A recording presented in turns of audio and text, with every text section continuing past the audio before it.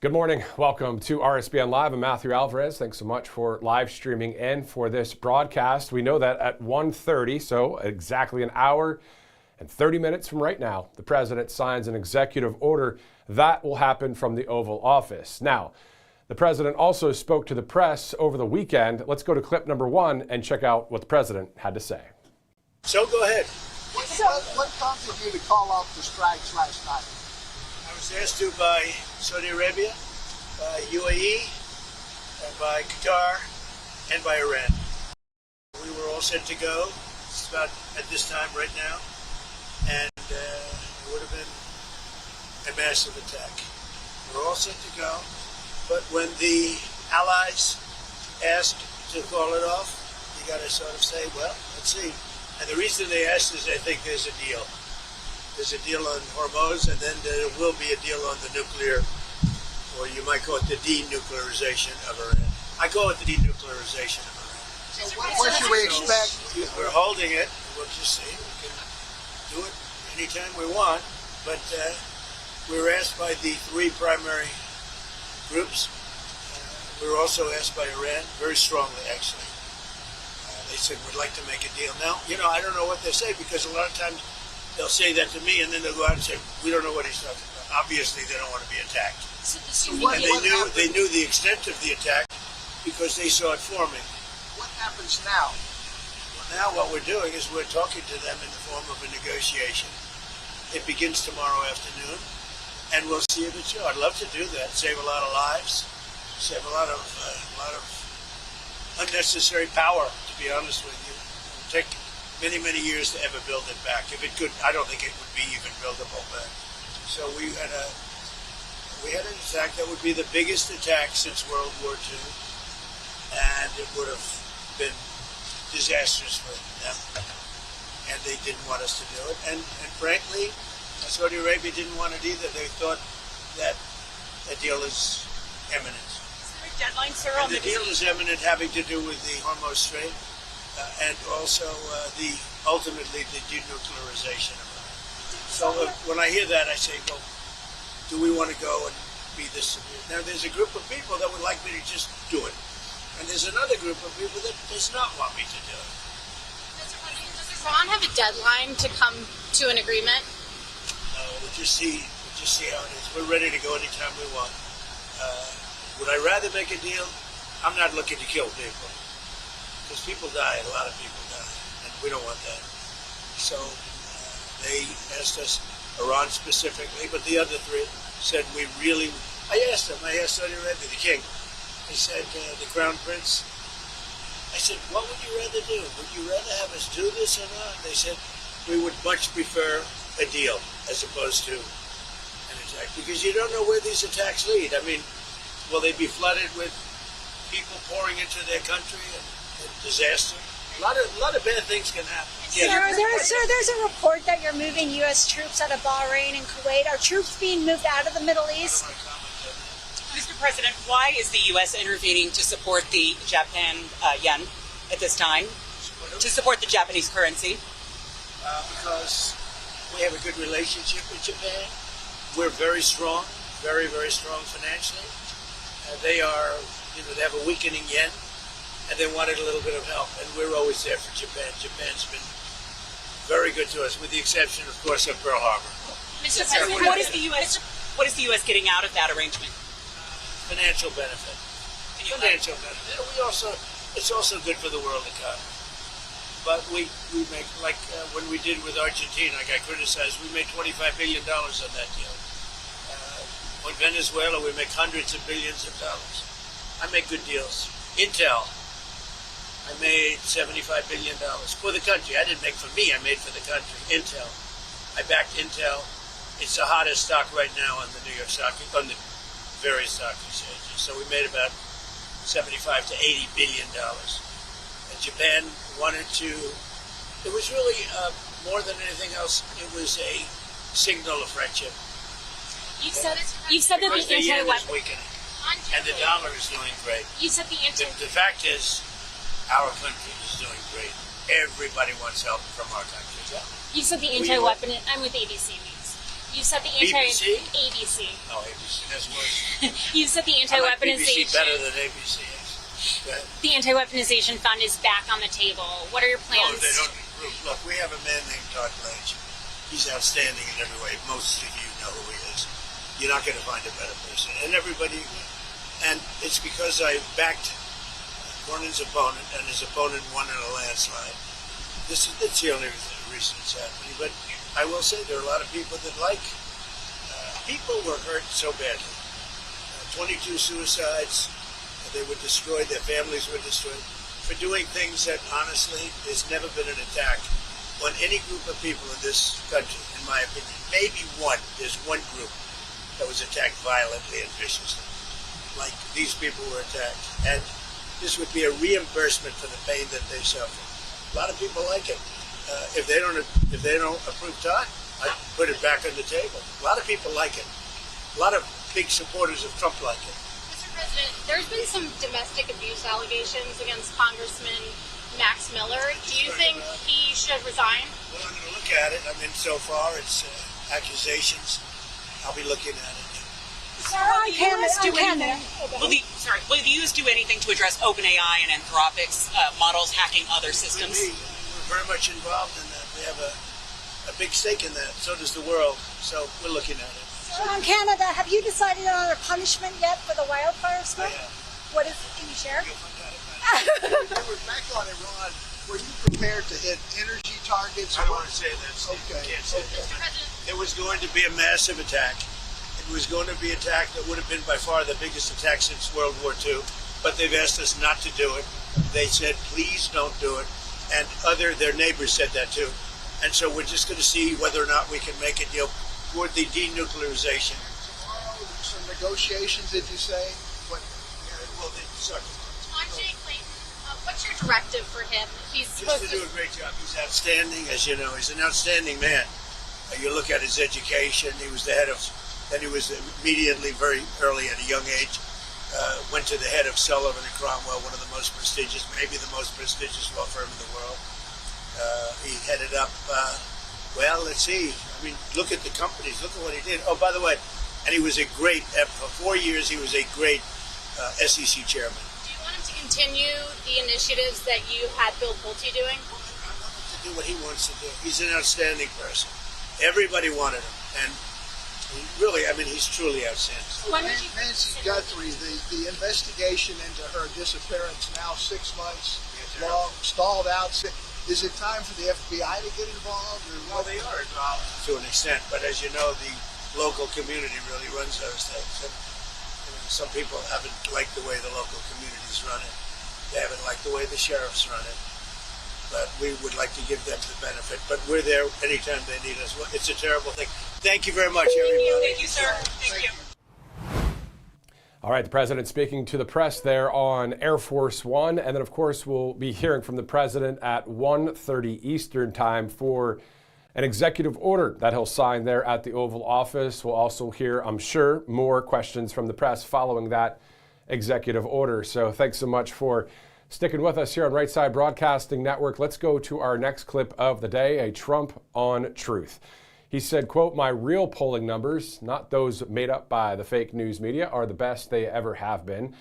And why wouldn't they be with the biggest tax cuts and employment numbers ever, the biggest outside investment in America in world history, a totally secure border, a giant victory in Venezuela, the denuclearization of Iran, unparalleled respect and success throughout the world, and much more."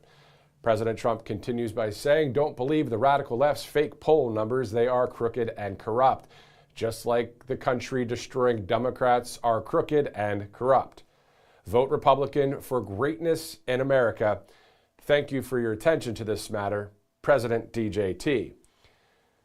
I was just about to go to a Camp David recap video. It's going to be a good one, this one from the White House. We'll go to that in a second, but President Trump's Truth Social post really got me thinking. Let's go to clip number 4, because we know on the heels of the mass migrant invasion from Morocco to Spain, House Republicans posted a video of what our border looked like under Biden. Let's take a look at clip number 4.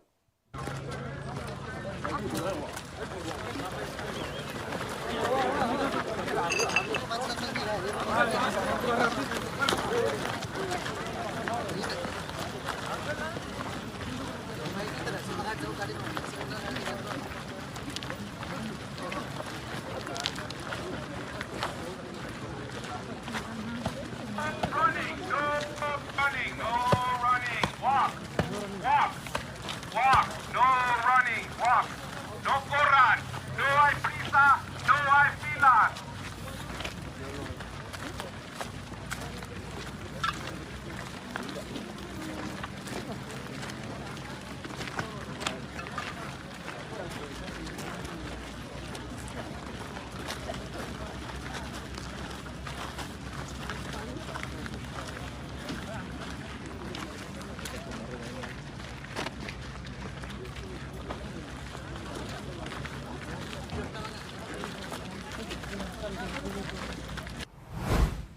That was under the Biden so-called administration. And the guy was saying, unfortunately, the Border Patrol agents, they have to follow what the commander-in-chief's saying and the directives from all the military, all that stuff. Walk, don't run into our country. Walk, don't run. Come on in. That's what it was like, as you guys know. So saw that video from House Republicans and thought about that on the heels of, as I mentioned, the Morocco migrant mass invasion into Spain. Anyway, well, let's get to a couple sponsors before we dive back into a number of stories that we're seeing. We have some live interviews coming up. Of course, we'll be seeing the president at 1:30. Tax Network USA, one of our great sponsors here. I mean, at the end of the day, financial peace of mind is awesome. You get a lot of freedom when you know that your credit score is going up or when you have an extra amount of money in the bank account. It's nice. It feels good, right? Because it's security. It's, hey, if you want to buy something, you can buy something instead of that tight budget every day, right? Well, the thing is a lot of people might have missed taxes, right? They might not have filed back in the day. And well, this is the group right here that'll help you out. No matter how your tax issue started, the outcome has been the same. The balance is not going down. Penalties grow, interest compounds, and a number of people, as I mentioned, might have some back taxes. So all you have to do is two things. One, you can give them a call at 877-479-6503, or you just have another option, tnusa.com/RSBN, because the IRS, they're not waiting. The IRS is enforcing collections through wage garnishments, bank levies, property seizures. The list goes on. No fun at all. So Tax Network USA has over 15 years in business. There hasn't been a tax case they haven't seen resolved. They specialize in tax controversies and help taxpayers nationwide get back on track by resolving back taxes and unfiled returns once and for all. Whether you owe $10,000 or $10 million, their team has resolved over $1 billion in tax debt. So they can do the same for you, but you have to call now. They're offering that free investigation call with the IRS. After that investigation, they put a clear case plan in place to resolve your tax problem and get you back on track. This is really about using your legal rights to take control before the government sets the terms for you. So don't wait for another IRS letter or a frozen bank account. You can call right there at that number, 877-479-6503, or go to tnusa.com/RSBN. From Tax Network, let's go to our next sponsor here on right side, of course, the great MyPillow. Right there is Mike Lindell, of course, mypillow.com/RSBN. Quite the great commercial that we have here on right side from MyPillow.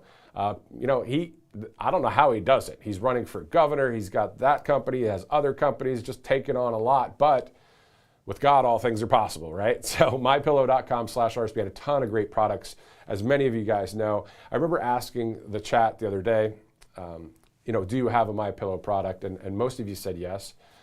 So maybe get some more. And if you don't have any, give it a try. mypillow.com/RSBN, some great quality products and a deep discount. Always good to have a win-win situation with that.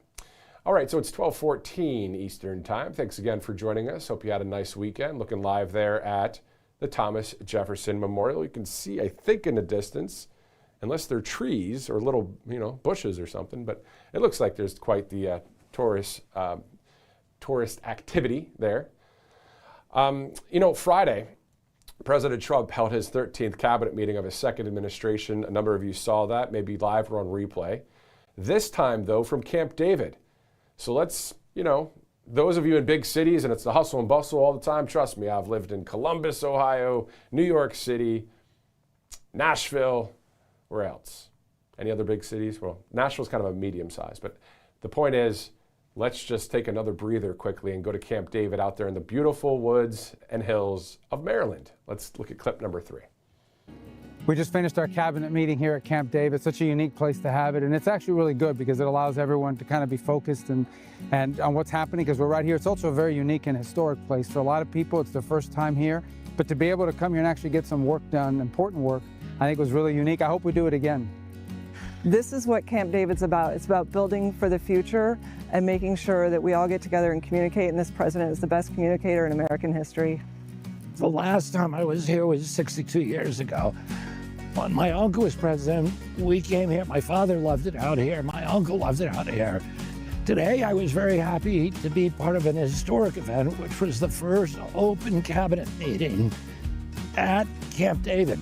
I'm so blessed to be a part of this cabinet and grateful for our team doing a spectacular job. Great days ahead. God bless you.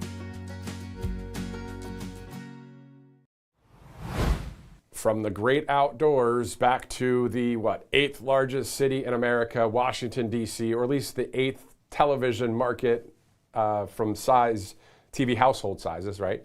Anyway, so back to it here on this Monday. Of course, President Trump right out of the gate, let's sign some executive orders at 1:30 here on this Monday. So we'll have that on this August 3rd.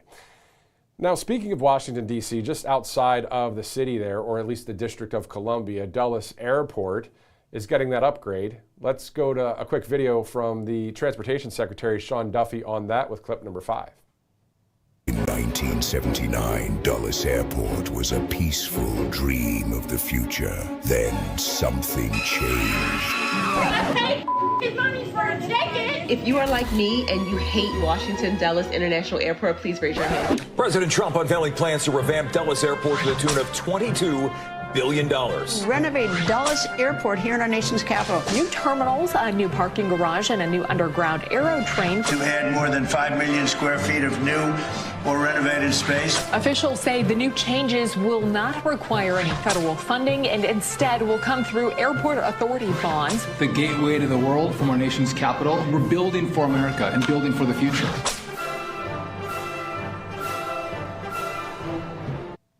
All right, so that information we saw, of course, from the Secretary of Transportation, Sean Duffy, with the president, I believe it was last week, talking about the new upgrades to Dulles, which is, I believe, Dulles Washington International Airport. I guess that's the full title of it. From that, we go to this. Margot Martin, of course, a great person at the White House there that always gets the coolest angles with video of the president while he's touring the country or at the White House. Well, I believe over the weekend, he said hello to some of our military, or at least maybe the National Guard, while he was playing some golf. Here's that video, clip number 6. Thank you, sir. I'm not worried about missiles or drones. we got it covered right there. Yes, sir. Yes, sir. Thank you, sir.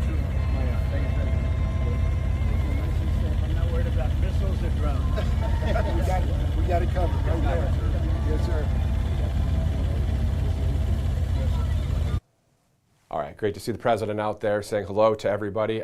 You know, we talk about the National Guard a lot here at Right Side because we see that has brought the presence of the Guard in Washington, D.C. and in Memphis and in hopefully other places has really brought extra amount of support, safety for all the tourists and to cut down on the crime in Washington, D.C. Massive decline in crime there in Washington thanks to the National Guard keeping things running smooth there in the nation's capital. Montpelier, right? The House and the specifics of all of that discussed by Scott Turner of HUD. There's a video out there about the home and all of that. So what we're going to do is we're going to go to that. We have some live interviews coming up. We're just getting started here on Right Side. Let's go to that clip now. Sometimes nations are founded not only by soldiers on battlefields, but by scholars in libraries. James Madison was that scholar. He was not physically imposing. One observer said of Madison, who stood about 5 feet 4 inches tall, that he had never seen so much mind in so little matter. Yet within that small frame was one of the most powerful intellects of the American founding fathers. Madison used the mind in service of a young and uncertain nation. As a student at the College of New Jersey, today known as Princeton University, Madison studied deeply and encountered young men from across the colonies. Those friendships helped widen his vision beyond Virginia. He began to imagine the American colonies not merely as separate domains with separate interests, but as one people capable of forming one nation. But after independence, that vision was in danger. Under the Articles of Confederation, the United States was united in name, but weak in practice. The national government had little power. The states quarreled over trade, money, territory, and authority. The Union that had stood together against the British Empire seemed at risk of falling apart. Madison feared that failure deeply. He worried that without a stronger union, the American experiment might collapse, leaving the states divided, vulnerable, and easy prey for foreign powers. So, Madison turned to the tools he knew best: books, history, reason, and patient study. He examined ancient republics and modern governments. He studied why free nations survived, why they failed, and how liberty might be preserved through a stronger constitutional order. And here at Montpelier, Madison did some of the most important thinking of his life. This was his home, his refuge, and his workshop. From its libraries and rooms came ideas that helped shape the United States Constitution and gave Madison his enduring title, Father of the Constitution. Montpelier stands in Orange County, Virginia, near the Blue Ridge Mountains on land that had belonged to the Madison family for generations.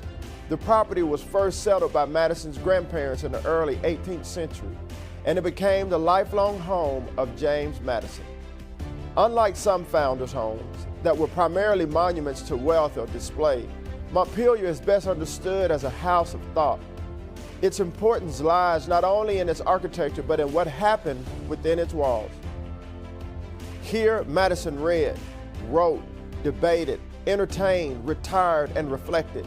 Here, the private scholar and public statesman were joined together. The house expanded over time as the Madison family grew. By Madison's retirement, Montpelier had become a gracious Virginia home, suited both to study and hospitality. Its rooms held books, portraits, conversation, memory, and the long shadow of the Constitution. Montpelier also reflected the partnership of James and Dolly Madison. He was reserved, thoughtful, and sometimes shy with strangers. She was warm and graceful, famous for her ability to make guests feel welcome. Together, they made Montpelier a gathering place for friends, family, political leaders, and foreign visitors. But before Montpelier became a place of retirement and hospitality, it was the home of a young man searching for purpose. Madison returned here after his education, uncertain of his path. He had studied hard, read widely, and mastered ancient and modern learning, yet his public calling had not fully revealed itself. That changed as Madison became increasingly concerned with religious liberty. In nearby Orange County, dissenting preachers, including Baptists, faced punishment for preaching without an official license. Madison saw this as a violation of the conscience and a threat to the liberty that Americans were beginning to claim as their birthright. The cause of religious freedom helped draw him into public life and remained central to his vision of Republican government. For Madison, liberty was not merely a slogan. It required protection in law. It required institutions strong enough to preserve freedom and humble enough not to trample it. The conviction would shape his life's work. Madison was a lifelong student.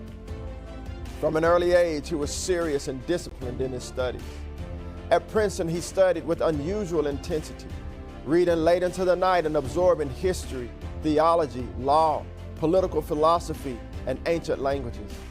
Around Montpelier, works of art, books, and conversation reflected these influences. The moral seriousness of Christianity, the political lessons of Greece and Rome, and the Enlightenment belief that reason could improve human government. Madison wanted a republic built on ordered liberty. He did not seek rule by passion or mob force, nor did he want power gathered into the hands of one man. He believed free government required balance, restraint, representation, and law. These convictions came to their greatest test in the 1780s. The Articles of Confederation were failing. The states were divided.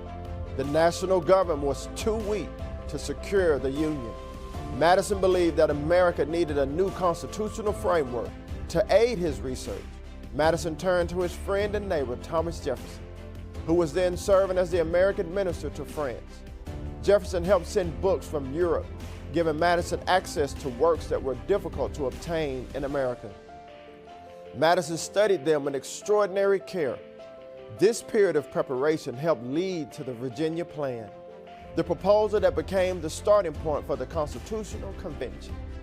Presented by Edmund Randolph, but written primarily by Madison, the Virginia Plan outlined a stronger national government with 3 branches and a system of checks and balances. Alongside Alexander Hamilton and John Jay, Madison helped write the Federalist Papers, defending the Constitution and explaining why the new government was necessary. Later, as a member of Congress, he helped champion the Bill of Rights, ensuring that the new Constitution would be joined to a clear statement of fundamental liberties.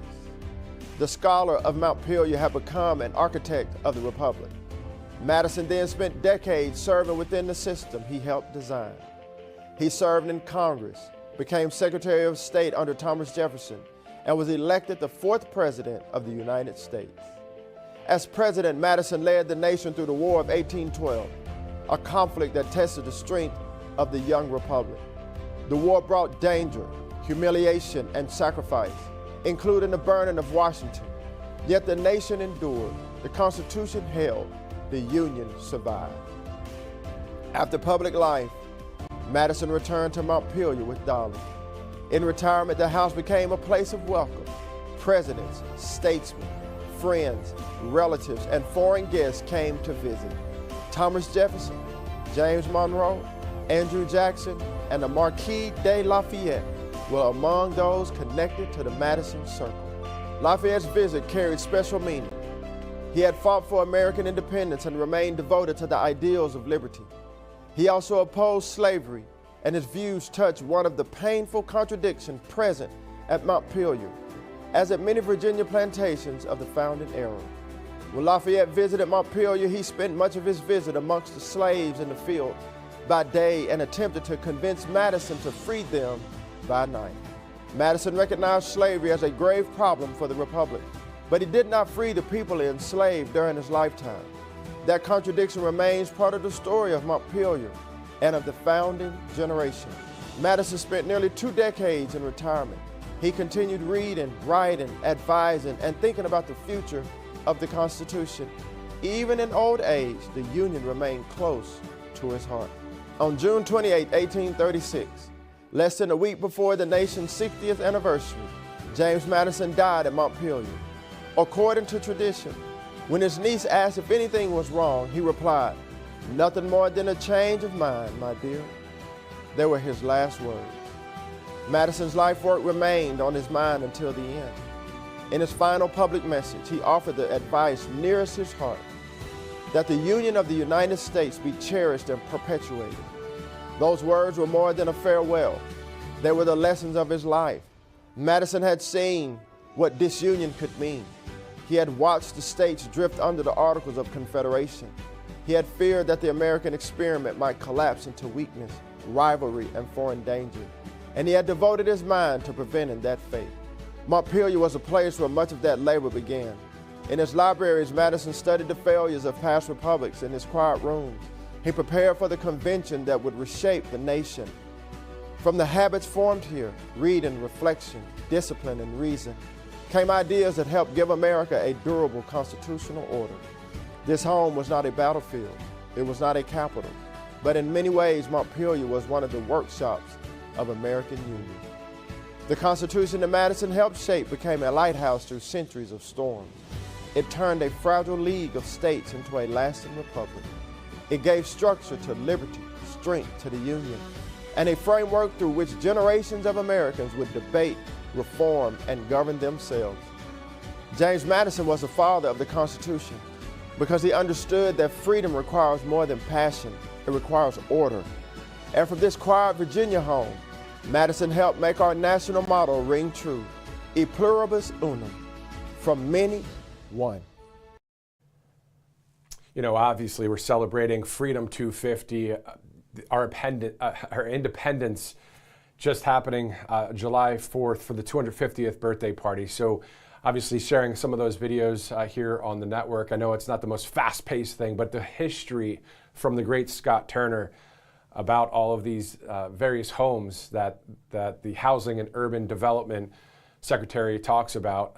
Great to watch, great to get some of that refresher on various topics and that kind of thing. So thanks so much for watching here on Right Side as we are in about an hour, so about 60 minutes or so, going to the White House, of course, President Trump to sign some executive orders. It says specifically executive order, so it might only be one, according to that press guidance and the schedule to the media.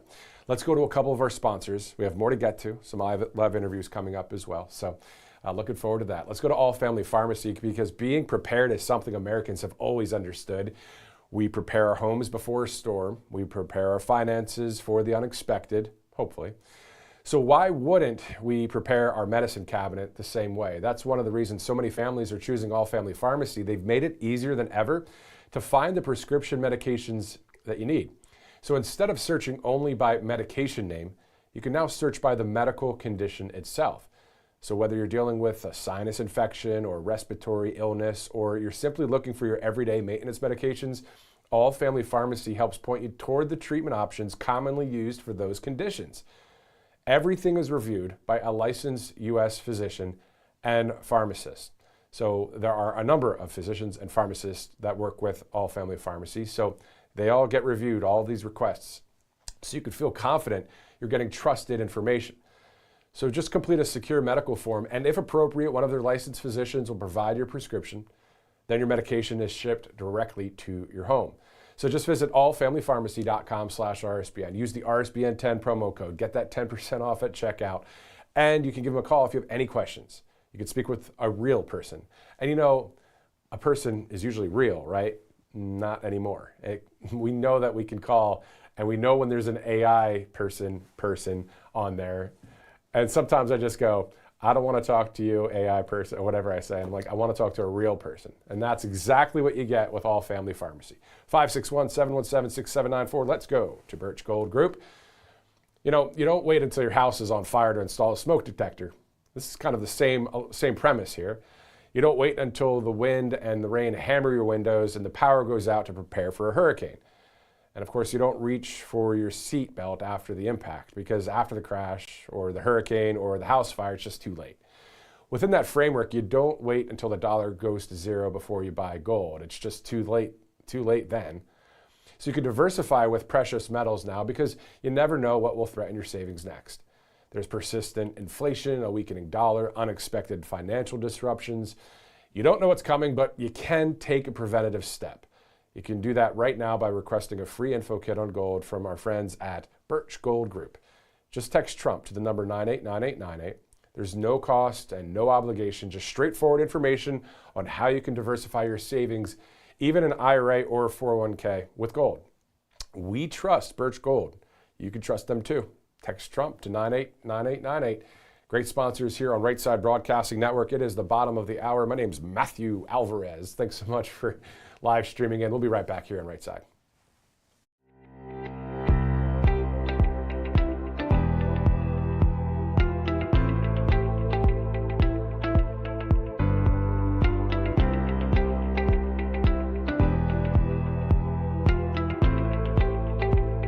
Hey y'all, it's Silk from Diamond and Silk Chit Chat Live. Look, don't forget to watch my show right here at Right Side Broadcasting Network, and I want you to support Right Side Broadcasting Network. It's imperative that you do so, okay? Bye-bye. Welcome to Right Side Broadcasting Network, your trusted conservative news outlet. At RSBN, we deliver the truth when the mainstream media falls short. Since 2015, we've proudly broadcasted every single one of President Trump's iconic MAGA rallies, bringing you the excitement and energy live before anyone else. By watching RSBN, you get an unfiltered front row view of the action on the ground. We interview the crowds to give a voice to millions of Americans just like you. We show you President Trump's speeches in their entirety, free from interruptions and censorship. We cover the stories that matter to you with the integrity and passion you deserve. Thank you for choosing RSBN as your home for America First News. Together, we stand strong, united, and informed. So join us and be part of the right side of history. MyPillow's second annual mega sale is finally here. Get our patented premium MyPillows that adjust your exact individual needs to give you the best sleep of your life. When I got MyPillow, I'm asleep almost immediately. I stay asleep at night and I wake up more well-rested in the morning. I guarantee they're going to be the most comfortable pillows you'll ever own. King size only $24.98, queen size only $19.98. Giza Dream bed sheets, the best sheets in history, as low as $29.98. Lux Pierce 6-piece towel sets, towels that actually dry you. What a concept.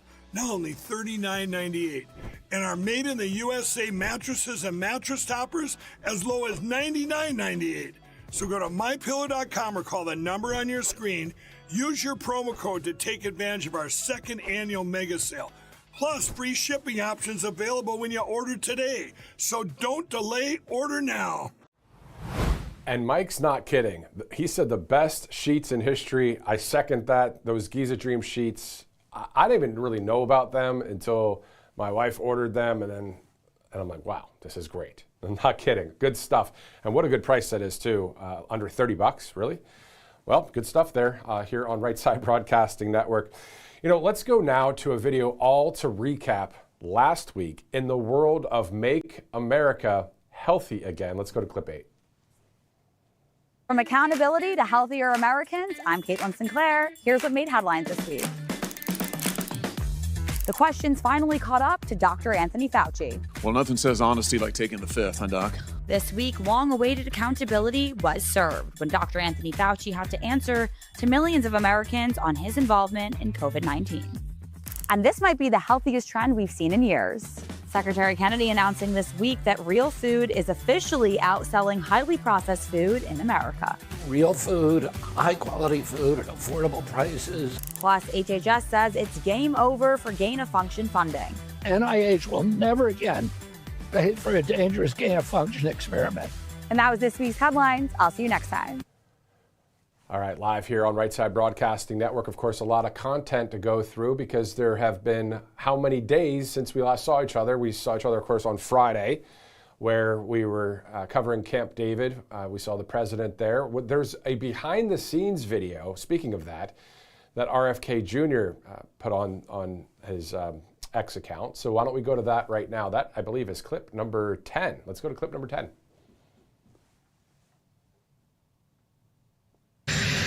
Here at Camp David with the Trump cabinet. It's my first time back to Camp David in 62 years. I came here a lot when I was a kid, and it has changed a lot. But anyway, there's half the cabinet.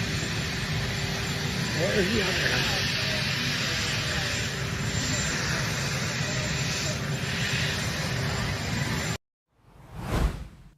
And who's not a big fan of RFK Jr.? How awesome is that? You know, remember back in the day, President Trump brings him onto the stage and he fully supports the president.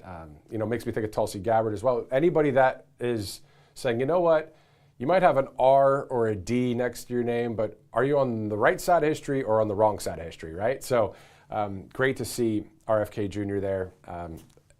Has that new show too, the Real Food Show, which is cool.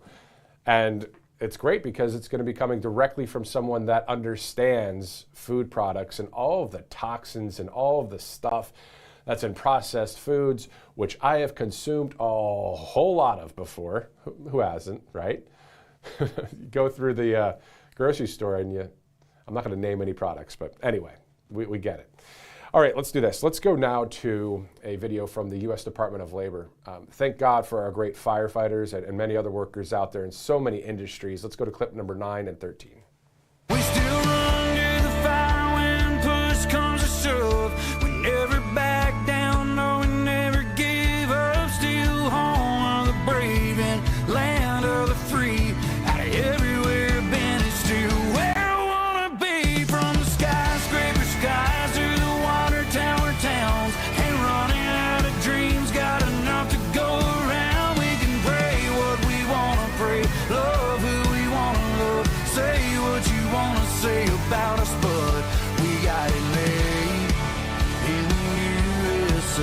got it made in the USA. I was born and raised here, roots are gonna stay here. Got it made in the USA.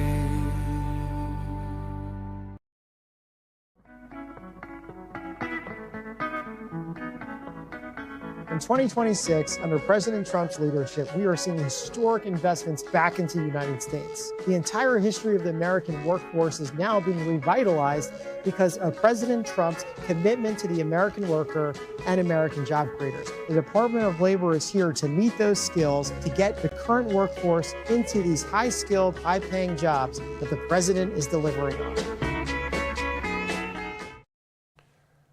Pretty cool videos by the United States Department of Labor there, as it is now 12:41 Eastern Time. Thanks again for joining us here on Right Side. We're going to get to a couple of our sponsors. Let's go to Kalshi.com/RSBN. I just went to Kalshi myself here, and if you type in elections or just press the tab at the top, there's elections, and then it says politics, sports, culture, the list goes on. Excuse me. Will the U.S. confirm that aliens exist? That's on here. People are betting, trading, checking out polls. When will traffic at the Strait of Hormuz return to normal? We're going to get to one of President Trump's Truth Social posts in a second. Let's go over two elections. The 2028 Democratic presidential nominee, Gavin Newsom, John Ossoff. U.S. presidential election, J.D. Vance, Marco Rubio. That's what's on Kalshi here. So great to see all the things that people are talking about on Kalshi. So check it out, Kalshi.com/RSBN. Let's go to our next sponsor here on Right Side, including Cove Pure, because a lot of us know that there's chlorine in our tap water. We smell it sometimes shrug and just drink it anyway because we've been told, hey guys, it's what keeps our water safe. But what they don't tell you is what chlorine becomes after it's added to your water, and that's exactly why it's so important to filter your water through Cove Pure. You know, chlorine itself isn't even the biggest problem. We're told chlorine levels in your water, they're regulated, but what's not regulated is the chemicals that form when chlorine reacts with naturally occurring organic matter from rivers, soil, and plant matter. So when chlorine interacts with those particles, we're told it creates chemical byproducts called THMs. The government itself calls THMs probable human carcinogens. They've been linked to disruption of your gut, also linked to cancer as well. So those pitcher filters you get at the store that just won't fix this. They improve the taste of chlorine by masking it, but THMs require something far more powerful. And that's exactly what Cove Pure is. Their Clearwave reverse osmosis technology is certified to remove up to 99.9% of contaminants. So it's not just chlorine or THMs, fluoride, PFAs, pharmaceuticals. You know, if it isn't water, Cove Pure removes it.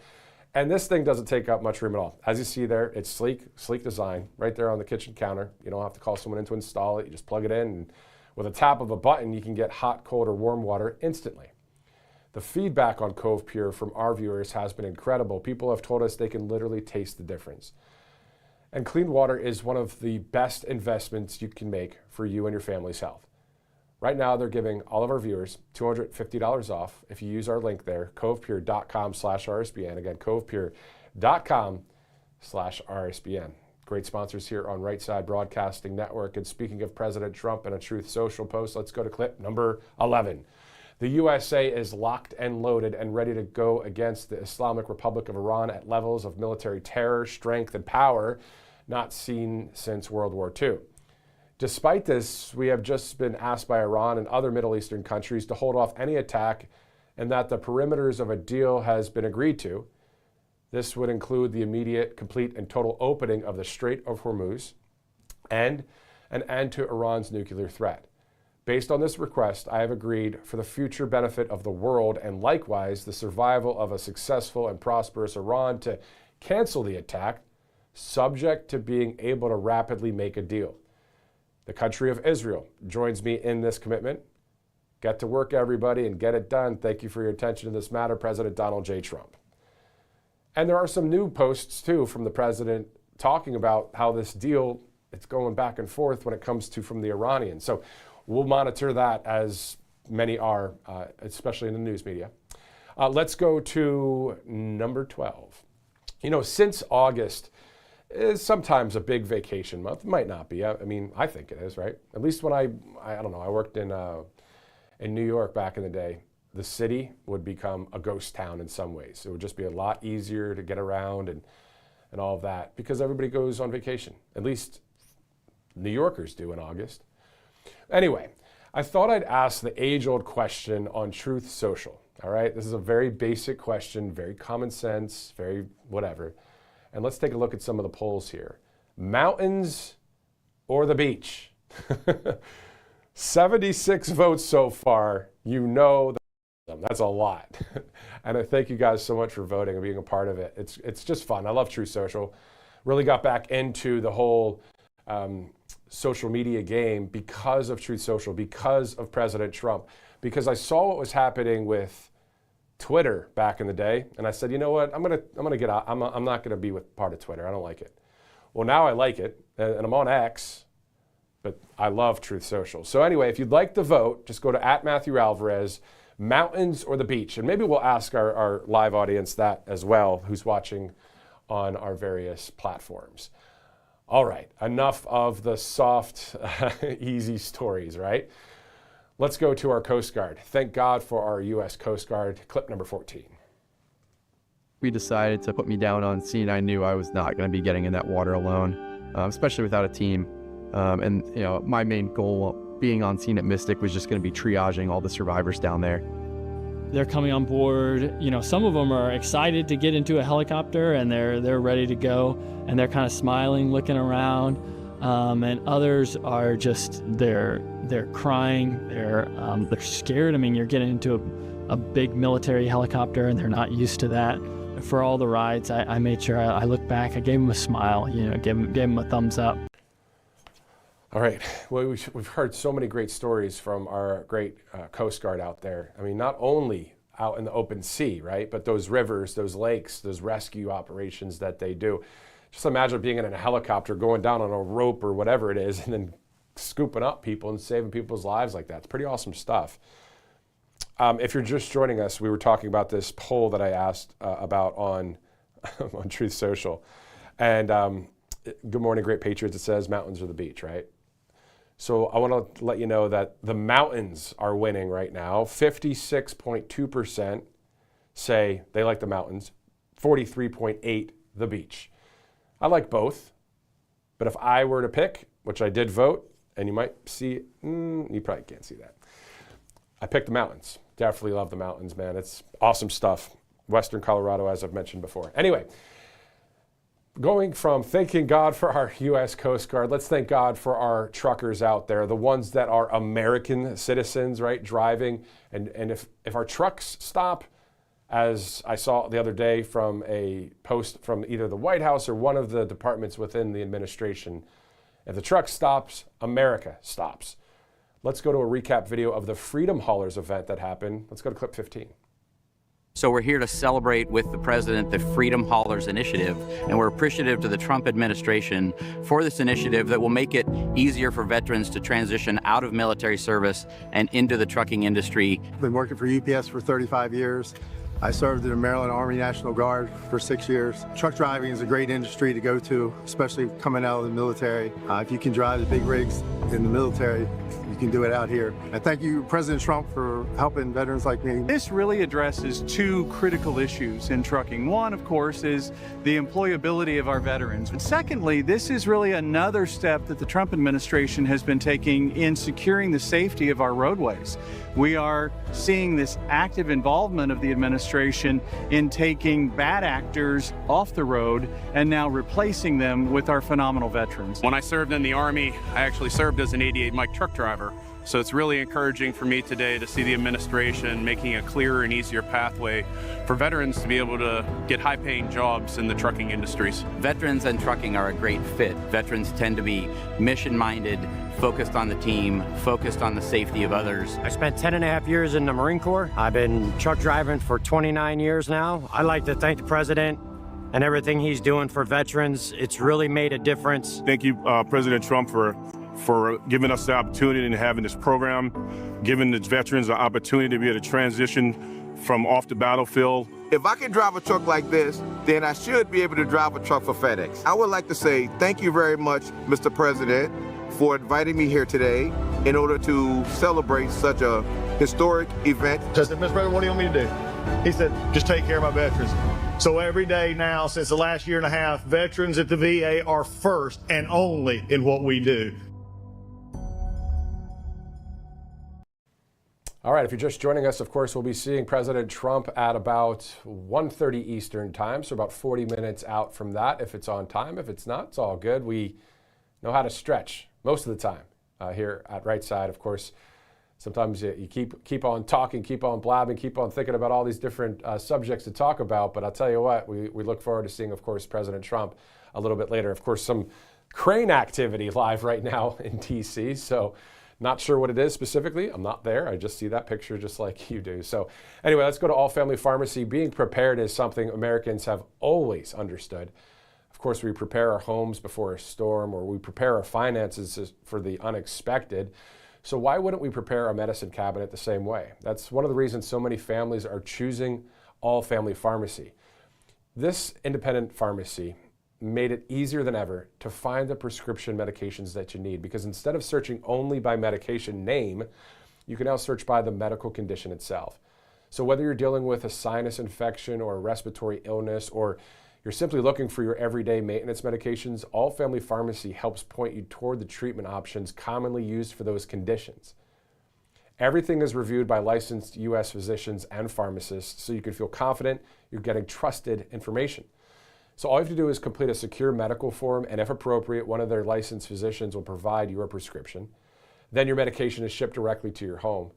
allfamilypharmacy.com/RSBN. Use that promo code RSBN10. You'll save 10% at checkout.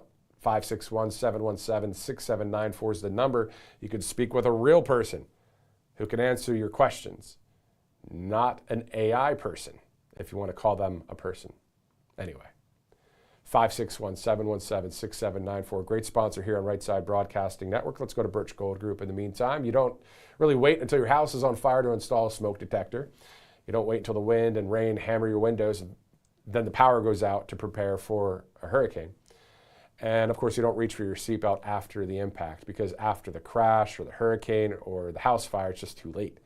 Within that framework, you don't wait until the dollar goes to zero before you buy gold. It's just too late then. So you can diversify with precious metals now, because you never know what will threaten your savings next. There's persistent inflation, a weakening dollar, unexpected financial disruptions. You don't know what's coming, but you can take a preventative step. You can do that right now by requesting a free info kit on gold from our friends at Birch Gold Group. All you do to get everything started, just text Trump to that number, 989898. There's no cost, no obligation, just straightforward information on how you can diversify your savings, even an IRA or a 401k with gold. We trust Birch Gold. You can trust them too. Text Trump to 989898. Great sponsor here on Right Side Broadcasting Network. All Family Pharmacy, Birch Gold Group, all of them. Cove Pure, the list goes on. Kalshi, Tax Network USA, MyPillow. All right, it's 12:53 Eastern Time. Thanks again for joining us here live on this Monday, August 3rd. Let's go to those results quickly on the post, the poll that I asked about mountains or the beach. You'll be able to see the percentages there. That was at 9:18 Central Time, so that was yesterday. So that's screenshots from yesterday, I guess. I don't know. All I know is you can see the little check mark because I picked mountains. At last check, that's about the same percentage. So if you'd like to check it out, it's at Matthew Alvarez on The Great Truth Social. Let's go now from D.C. out to Arizona, awesome state, and get a message from the Arizona Sheriff, Mark Lamb. The sheriff saw the video from Morocco and Spain, all the people flooding in from the African continent to the European continent there. And this is what Sheriff Mark Lamb has to say about it. Clip number 16. Have you guys been tracking what's going on over in Europe, in particular Spain? I mean, Europe's had a problem for a while because they just want to let everybody in and they think that's the righteous thing to do, just like the Biden administration did. But Spain is having a real problem. They've just completely lost their border. Take a look at this video.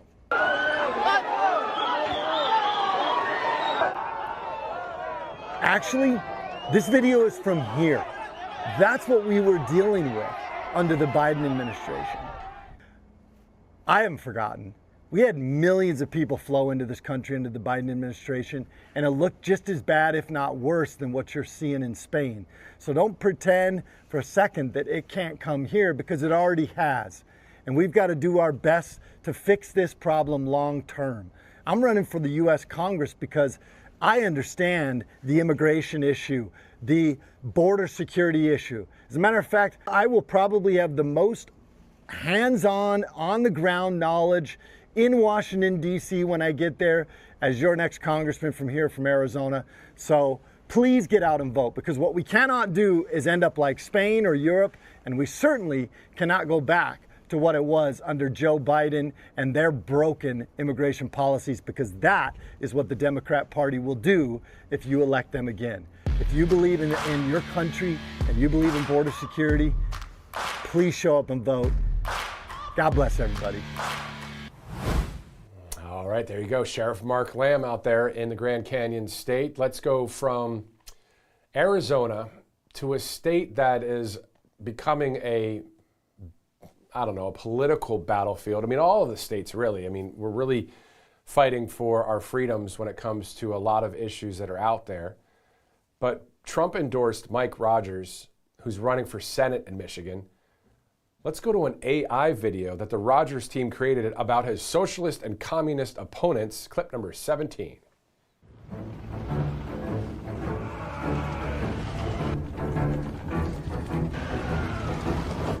They'll never see us coming. They really think we're just Democrats.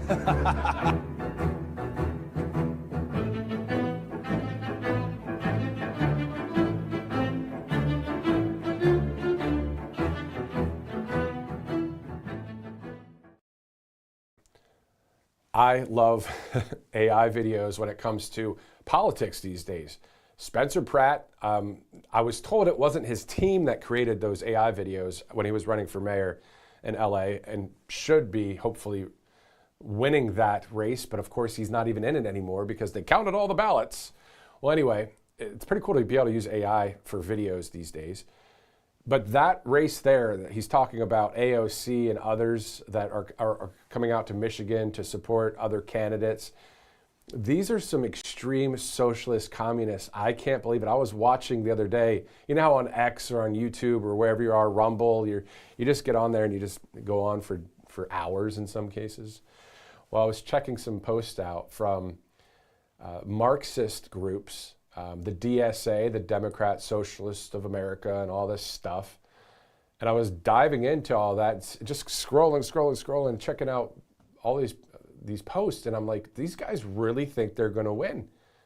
One of them said AOC is their number one pick to be president, and they're voting for AOC up in 2028, 2029 timeframe. There's this small group of people that think that Marxism is a good thing, and communism and socialism. It's ridiculous to see. And that's not only one of the things that we're facing. Of course, the deep state, the globalist stuff, what else is out there, right? Sharia law, people that just are not for what our country is founded on. Isn't it wild to see all that? I just can't believe it. You know what we have to do is, Xi Van Fleet, she escaped China. She's in the United States, way outspoken about freedom and being a citizen here. We've had her on the broadcast before. I think it's time to see if we can get Xi Van Fleet back on the broadcast to talk to us about, do we need a reminder of what it's like under communist or socialist rule? Of course, those of us that are, aware of what's going on, it's still unbelievable, though, to see that there's these X accounts that are all about Marxism. Karl Marx, really? Darwin, really? Nietzsche, all these guys? The founding fathers of liberalism? Don't get me started. Just get the book if you can. The Woke Mind Viruses book by author T.S. Dixon. The Woke Mind Viruses book. Trust me. Trust me on that one. And then once you get it, then you can trust and verify, right? You can say, you know what, Matt, you were right about that one. That's why I stick to some of the easy stuff. Common sense, God, family, country. You can't go wrong with that. You can't. If you go wrong with that and you're working someplace and you can't talk about God, family, country, that's not a great place in the sense of media. Anyway, 1 o'clock Eastern time. Let's go to a few sponsors here on Right Side. This Monday, August 3rd, as you see there, Tax Network USA. You know, there are a lot of questions out there when it comes to finances, especially with back taxes. You know, did you retire and suddenly get hit with a tax bill you didn't expect? Or maybe you pulled money from your 401k or IRA early and now the IRS wants its share. However your tax issue started, the outcome is the same. Your balance not going down, penalties are growing, interest compounds. This does not sound fun. The IRS, they're not waiting. The IRS is enforcing collections through wage garnishments, bank levies, property seizures. They can even file for you without your consent. And this is where Tax Network USA says, we're here. We have over 15 years in business. There hasn't been a tax case they haven't seen or resolved. They specialize in tax controversies and help taxpayers nationwide get back on track by resolving back taxes and unfiled returns once and for all. So whether you owe $10,000 or $10 bazillion, their team has resolved over $1 billion in tax debt. They can do the same for you, but you have to call now. They're offering this free investigation call with the IRS. After that investigation, they put a clear case plan in place to resolve your tax problem and get you back on track. This is about using your legal rights to take control before the government sets the terms for you. So don't wait for another IRS letter or a frozen bank account. 877-479-6503. 877-479-6503 or visit tnusa.com/RSBN. Some peace of mind there financially with Tax Network USA. Let's go to our next sponsor here on Right Side Broadcasting Network. Or if you'd like to donate to the network, all you have to do is go to rsbnetwork.com/donate, rsbnetwork.com/donate. Also, there is, for those that would want to send snail mail, a check, which is still being done by a number of our donors from years past. Of course, RSBN, if you're new to Right Side, which is interesting because there are times we're out there in the field, right? We were in Georgia the other day. My photographer and I, we stopped at, I think it was Chick-fil-A after the Marietta, Georgia event. Ran into a couple people that were wearing MAGA hats and all of that. And one of them heard of RSBN, and I think the other one didn't. And then the guy goes to X and he checks out RSBN and it says more than 1 million followers. He goes, oh wow, you guys. So when I say growing and expanding, this is something again that people are over the years. If you're used to a certain thing, the usual suspects, the local media, the network media, the cable news, and all that. But conservative media, there are a number of outlets, as you guys know. RSBN is one of them. And it's great that you guys watch us live or on replay. And then it's awesome that if you're following us on Truth Social, on X, you download the app, let your friends and family know about it, all the things. Because what you're getting in conservative media, in my opinion, whether it's on camera or it's a podcast or a radio, whatever, radio show, you're getting authentic, resonating material, in my opinion, because when I worked in mainstream media, it was really not that way. I wasn't able to be me. And I'm able to be me here, which is pretty cool. Now, from that perspective of God, family, country, freedom, all the things, right? And then, of course, we have a lot of different news stories that we follow. We have a lot of different guests. We have a guest coming up in, I think, 10 minutes from now. So it's something that is growing, right? So if you would like to donate, please do. I do want to give you that specific address, though, if we want to pull the RSBN donate back up, if you'd like.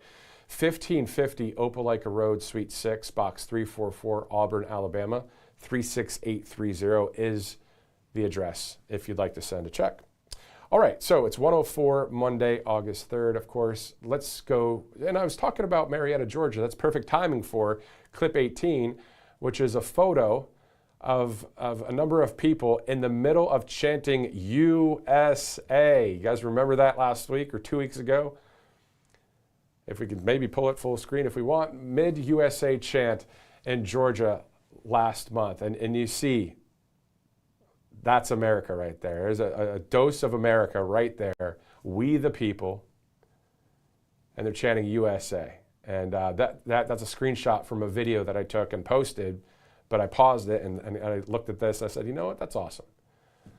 That's all of us, at least those that are on the right side of history, and hopefully more people will join.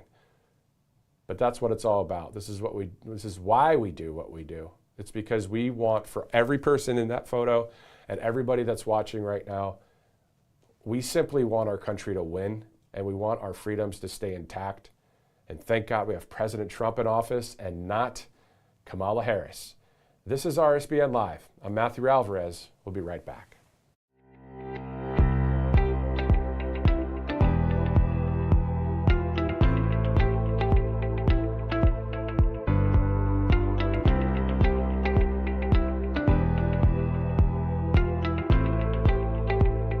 Hey y'all, it's Silk from Diamond and Silk Chit Chat Live. Look, don't forget to watch my show right here at Right Side Broadcasting Network, and I want you to support Right Side Broadcasting Network. It's imperative that you do so, okay?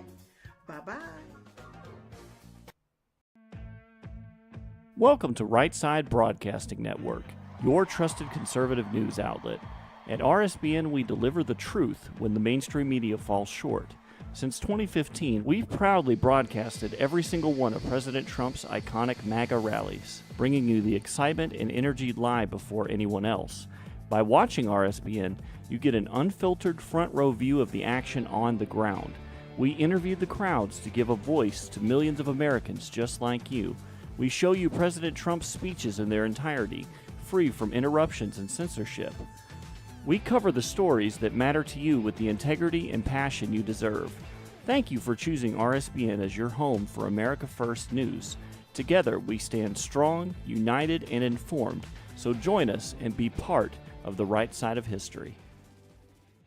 MyPillow's second annual mega sale is finally here. Get our patented premium MyPillows that adjust your exact individual needs to give you the best sleep of your life. When I got MyPillow, I'm asleep almost immediately. I stay asleep at night and I wake up more well-rested in the morning. I guarantee they're going to be the most comfortable pillows you'll ever own. King size only $24.98, queen size only $19.98. Giza Dream bed sheets, the best sheets in history, as low as $29.98. Lux Pier 6-piece towel sets, towels that actually dry you. What a concept. Now only $39.98. And our made in the USA mattresses and mattress toppers as low as $99.98. So go to mypillow.com or call the number on your screen. Use your promo code to take advantage of our second annual mega sale. Plus free shipping options available when you order today. So don't delay, order now. Welcome back to Right Side. Live look there, of course, at the Thomas Jefferson Memorial in Washington, D.C. Hot, hazy, humid day in August, of course, the dog days of summer. In case you missed it, the president's latest press availability took place over the weekend, this time on Air Force One. Let's replay that now. After that, we have a live interview. We'll be right back. So go ahead. What prompted you to call off the strikes last night? I was asked to by Saudi Arabia, by UAE, and by Qatar, and by Iran. We were all set to go. It's about at this time right now, and it would have been a massive attack. We're all set to go, but when the allies asked to call it off, you got to sort of say, well, let's see. And the reason they asked is they think there's a deal. There's a deal on Hormuz, and then there will be a deal on the nuclear, or you might call it the denuclearization of Iran. I call it the denuclearization of Iran. So what should we expect? We're holding it. We'll just see. We can do it anytime we want. But we were asked by the three primary groups. We were also asked by Iran, very strongly actually. They said, we'd like to make a deal. Now, I don't know what they say, because a lot of times they'll say that to me and then they'll go out and say, we don't know what he's talking about. Obviously, they don't want to be attacked. And they knew the extent of the attack because they saw it forming. What happens now? Well, now what we're doing is we're talking to them in the form of a negotiation. It begins tomorrow afternoon, and we'll see if it's true. I'd love to do that, save a lot of lives, save a lot of unnecessary power. To be honest with you, it would take many years to ever build it back. If it could, I don't think it would be even buildable back. So we had an attack that would be the biggest attack since World War II, and it would have been disastrous for them. And they didn't want us to do it. And frankly, Saudi Arabia didn't want it either. They thought that a deal is imminent. Is there a deadline, sir? And the deal is imminent, having to do with the Hormuz Strait and also ultimately the denuclearization of it. So when I hear that, I say, well, do we want to go and be this severe? Now, there's a group of people that would like me to just do it. And there's another group of people that does not want me to do it. Does Iran have a deadline to come to an agreement? We'll just see how it is. We're ready to go anytime we want. Would I rather make a deal? I'm not looking to kill people. Because people die, a lot of people die. And we don't want that. So they asked us, Iran specifically, but the other three said I asked Saudi Arabia, the king. I said, the crown prince, I said, what would you rather do? Would you rather have us do this or not? They said, we would much prefer a deal as opposed to an attack. Because you don't know where these attacks lead. I mean, will they be flooded with people pouring into their country and disaster?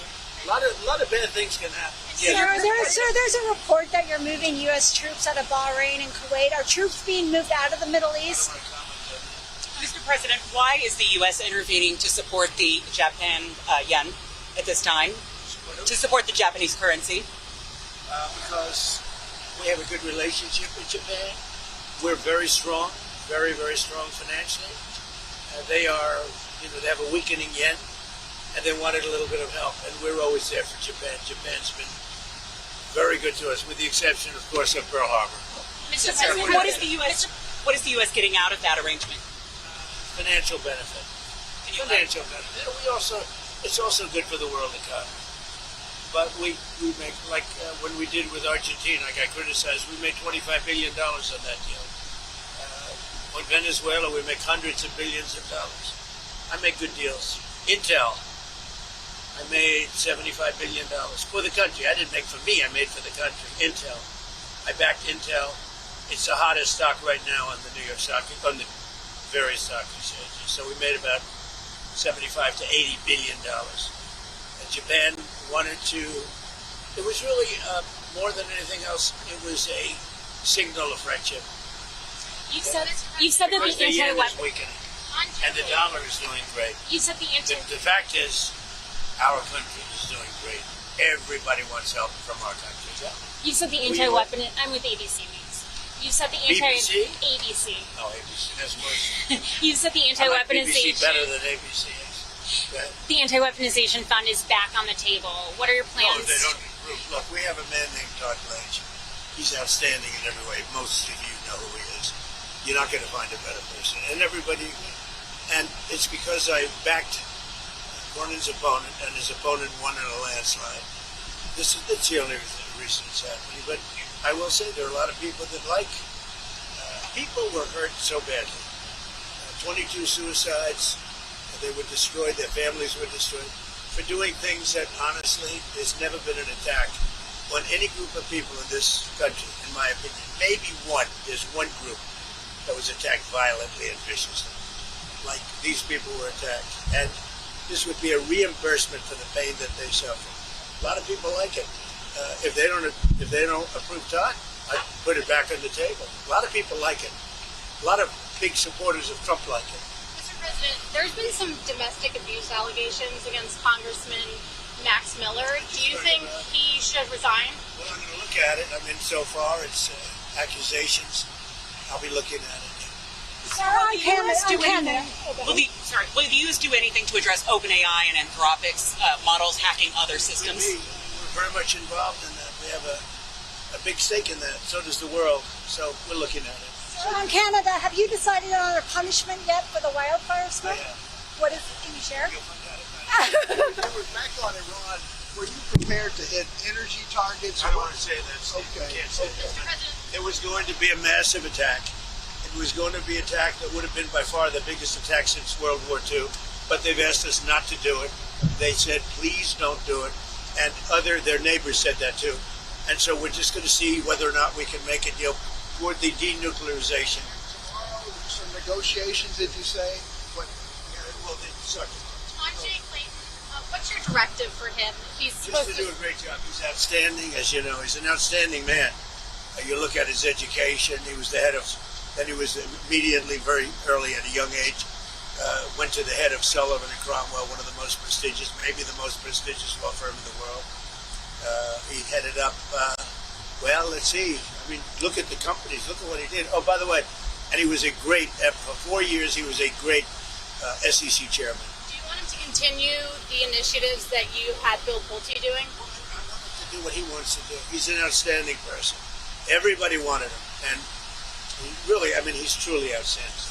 Nancy Guthrie, the investigation into her disappearance, now 6 months long, stalled out. Is it time for the FBI to get involved? Well, they are involved to an extent, but as you know, the local community really runs those things. And some people haven't liked the way the local communities run it. They haven't liked the way the sheriffs run it.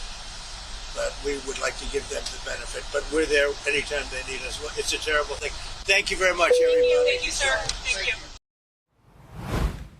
And we'll soon be seeing the Commander-in-Chief, as it looks like obviously it's raining there in Washington, D.C. We'll see the President in about 13 minutes or so, or maybe a little bit after that. But we're here for it. As soon as we see that live feed, of course, we'll take you to 1600 Pennsylvania Avenue. In the meantime, all of it brought to you by some great sponsors, All Family Pharmacy, because being prepared is really something Americans have always understood. We prepare our homes before a storm, or we prepare our finances for the unexpected. So why wouldn't we prepare a medicine cabinet for the same thing? That's one of the reasons so many families are choosing All Family Pharmacy. They've made it easier than ever to find the prescription medications you need. Instead of searching only by medication name, you can now search by the medical condition itself. Whether you're dealing with a sinus infection, respiratory illness, or simply looking for your everyday maintenance medications, All Family Pharmacy helps point you toward the treatment options commonly used for those conditions. And on top of that, everything is reviewed by licensed U.S. physicians and pharmacists, so you can feel confident you're getting trusted information. Just complete a secure medical form, and if appropriate, one of their licensed physicians will provide your prescription. Then your medication is shipped directly to your home. So all you have to do to get everything started, well, there's 3 things you can do. It's up to you. You have the website, allfamilypharmacy.com/RSBN. You get that RSBN 10 promo code for the 10% off. You can also use the QR code or just give them a call and talk to a real person instead of maybe an AI agent. 561-717-6794. Great sponsor here on Right Side. The same goes for Birch Gold Group. You don't wait until your house is on fire to install a smoke detector. You don't wait until the wind and the rain hammer your windows and the power goes out to prepare for a hurricane. And of course, you don't reach for your seatbelt after the impact, because after the crash, the hurricane, or the house fire, it's just too late. Within that framework, you don't wait until the dollar goes to zero before you buy gold. It's also too late at that point. So you can diversify with precious metals now, because you never know what will threaten your savings next. There's persistent inflation, a weakening dollar, unexpected financial disruptions. You don't know what's coming, but you can take a preventative step. And you can do that right now by requesting a free info kit on gold from our friends at Birch Gold Group. All you have to do is text Trump to that number, 989898. No cost, no obligation, just straightforward information right there for that info kit on how you can diversify your savings, even an IRA or 401k with gold. We trust Birch Gold. You can trust them as well. Text Trump to 989898. Great sponsor here at Right Side. It's 1:19 Eastern Time on a cloudy, hot, hazy, humid day up there in D.C. We're down here in the southeast, and boy, it's been hot. But it's actually cooled off this week, just a hair, just a little bit. All right, let's go now to our first live interview of the day. Joining us now is Rose Duvall, a member of American Gold Star Mothers Incorporated and board member of the National Veterans Parade Foundation. Thanks so much, Rose, for joining us here on Right Side. Thank you. Thank you for having me. Definitely. First, thank you for what you're doing for the country every single day. Can you preview the November 8th National Veterans Parade for us? Oh, of course. the National Veterans Parade will be held November 8th, the Sunday before the official Veterans Day of November 11th. We do that because we know every community across the country celebrates Veterans Day in their own way and with their own, local parades. So not to interfere with any of that. This is a national parade held in the Capitol. We started off at the Archives building, all the way past to the White House. It's full of floats, military units, and it has flags, it has motorcades, and it's all veterans and those organizations that support veterans, along with our military service organizations and our veteran service organizations. And this year, we're introducing a run, starting at 8 a.m., starting there, finishing there, before the parade. Is it a 3K? Like what kind of run are we talking about? 5K? 5K, yeah. All right. So it's like 2.5 and then 2.5. Yeah, not bad, not bad. Now that sounds awesome. What is it like to be in? Are you the one that's in charge of the whole parade? You're the. Oh, no, I'm just one body. I'm body. This is going to be the 4th year. This is the brainchild, so to speak, of Francis and Diane Ventura. They actually funded the very first one with their own funds. And it was small, but they got it done. Their event coordinators, Fran has worked on multiple parades, Macy's, Rose Parade, Chicago. So he has the background on this. And Diane is a fantastic event planner. So the two of them put it together and it took off. We as a nation are very patriotic and we owe our veterans so much. And we've never had a veterans parade, a national veterans parade that honors veterans. And I kind of got into it on their 2nd year. I was approached if the Gold Star mothers would like to participate.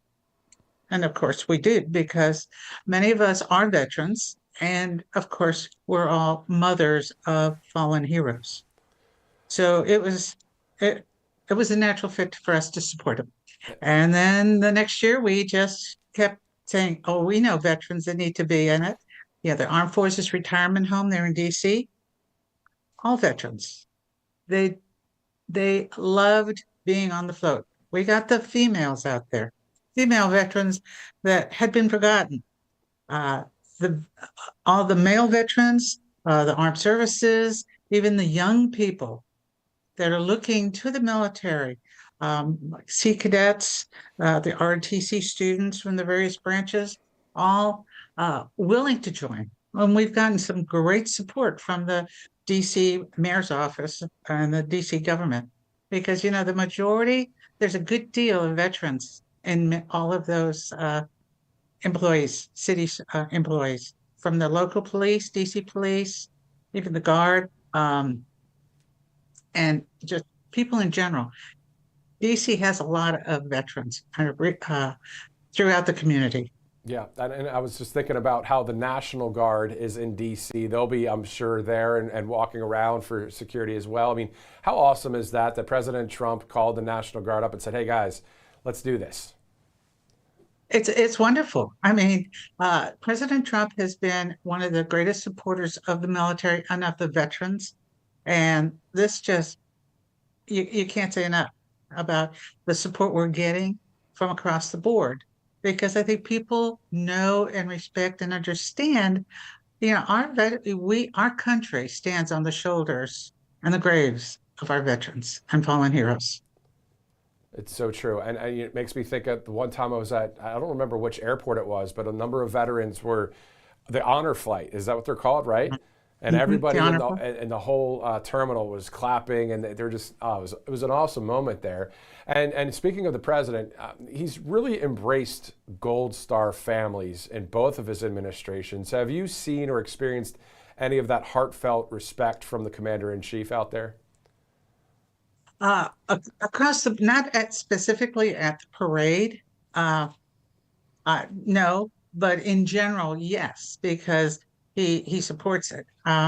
I would have to say that when he took on his second term, and I'm not sure about the first term, uh, he had to review everybody that was using Mar-a-Lago as their venue, for whatever event they were having. And on the second term, he had to take a look at all of them to make sure there was nothing inappropriate or controversial. We are the one organization, the National Veterans Parade, that was still allowed to do a fundraiser at Mar-a-Lago. That's awesome stuff. So, And then on top of that, you being a member of the American Gold Star Mothers, would you like to share with us a little bit of that story about being a Gold Star mom? I became a Gold Star mother February 18th, 2007, when my son Scott, Tech Sergeant Scott Duffman, he was in the Air Force, and he was a pararescueman, a PJ. He was in Afghanistan on deployment and was killed in an aircraft accident crash.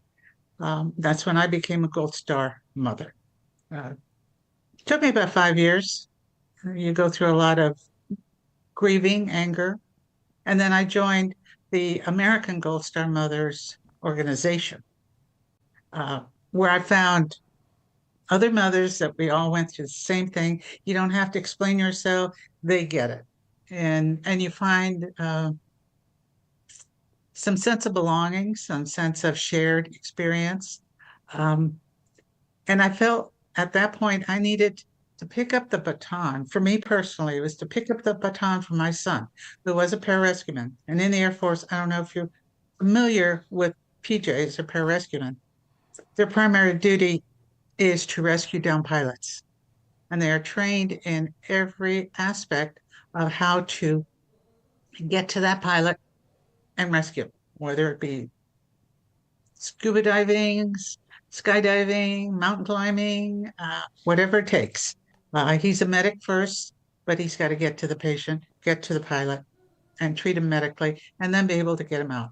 Wow. So my sense was he loved saving lives, and he said he didn't know any better way to do it for our country and for the military than to be a PJ in the Air Force. Wow.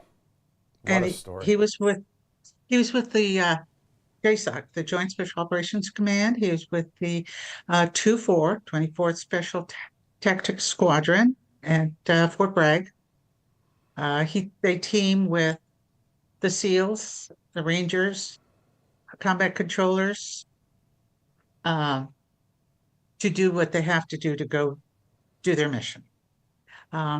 His mission was a classified mission, and on their return is when the aircraft went down. One of three. He wasn't really supposed to be over there at the time. One of Scott's teammates had been over there, and he was due to rotate back, as they do. And he was going to be coming back in time to be there for the birth of his first child. However, there was a glitch in his replacement, have some delays, so they were going to extend him an extra 2 months, which meant he would miss the birth of his first child. And Scott said, well, I'll go over there for the 2 months, let him come home so he can be with his wife, and when the replacement shows up, I'll come back. So Scott volunteered to go there to relieve his buddy so he could be home for the birth of his child. Oh my.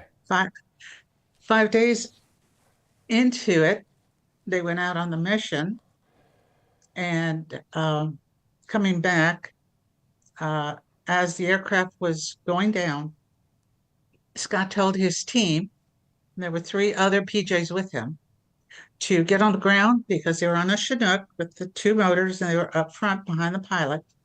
He told his team to get down on the ground, and he laid on top of them. He took the brunt of the crash, was killed instantly. The other 3 survived, injured, but survived. 2 of them, and I went to visit them at Walter Reed when they arrived in the States. And 2 of them took a medical retirement after they healed, recovered.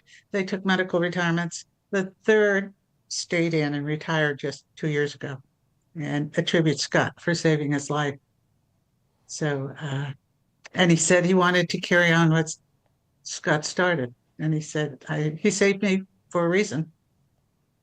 So it's amazing how many lives and hearts our fallen heroes touch. And I hear it constantly from other Gold Star mothers. We don't hear this until after they're gone. But, you know, it makes you very proud that you did a good job raising them. Yeah. And two, you know, they were willing to give that ultimate end for their country, for their comrades, for their buddy, you know, for their teammates. I just recently, well, not too recently, about 2 years ago, there was a Marine they had a aircraft accident, and while he got thrown from the aircraft, he got up to go back in to rescue the pilots to get them out, and he died trying to rescue the pilots. That tells the story of the character of some of these young men that are going into our military, and the heart that they have for the nation, and how they feel about their teammates. You know, it's not an organization, a club we strive for. And we often said, his sister, dad, and I, that we would give the Gold Star up to get him back. But we know he did it because it was a job that he believed in, and he wouldn't have done it any other way. Wow. What an absolute American patriot. And, you know, you think of the Bible and no greater love than this, for that someone would lay their life down for a friend. And that is a very powerful story. And all of the great things that you're doing, how do you keep that strength to even come on the air and talk about this? I mean, we're live right now. How do you do that? It's just one day at a time. You know, as a parent, father, mother, you do what you have to do, and you just do it. And you don't think about it, you just do it. I'm a veteran. I was in the Air Force for 20 years. I was a medic.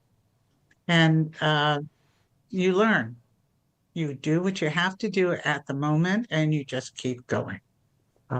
It'll all work out in the end, but you got to be there on your game at all times. Just do it. And in the end, like, what is it? The SEALs, I say, the hardest day of your life was yesterday or something. Yeah. Like, you just don't think about it. You just keep doing it. That's awesome. Yeah, and you keep going. That is such a resonating message. No matter what anybody's dealing with in life, you just keep going. Don't ever quit.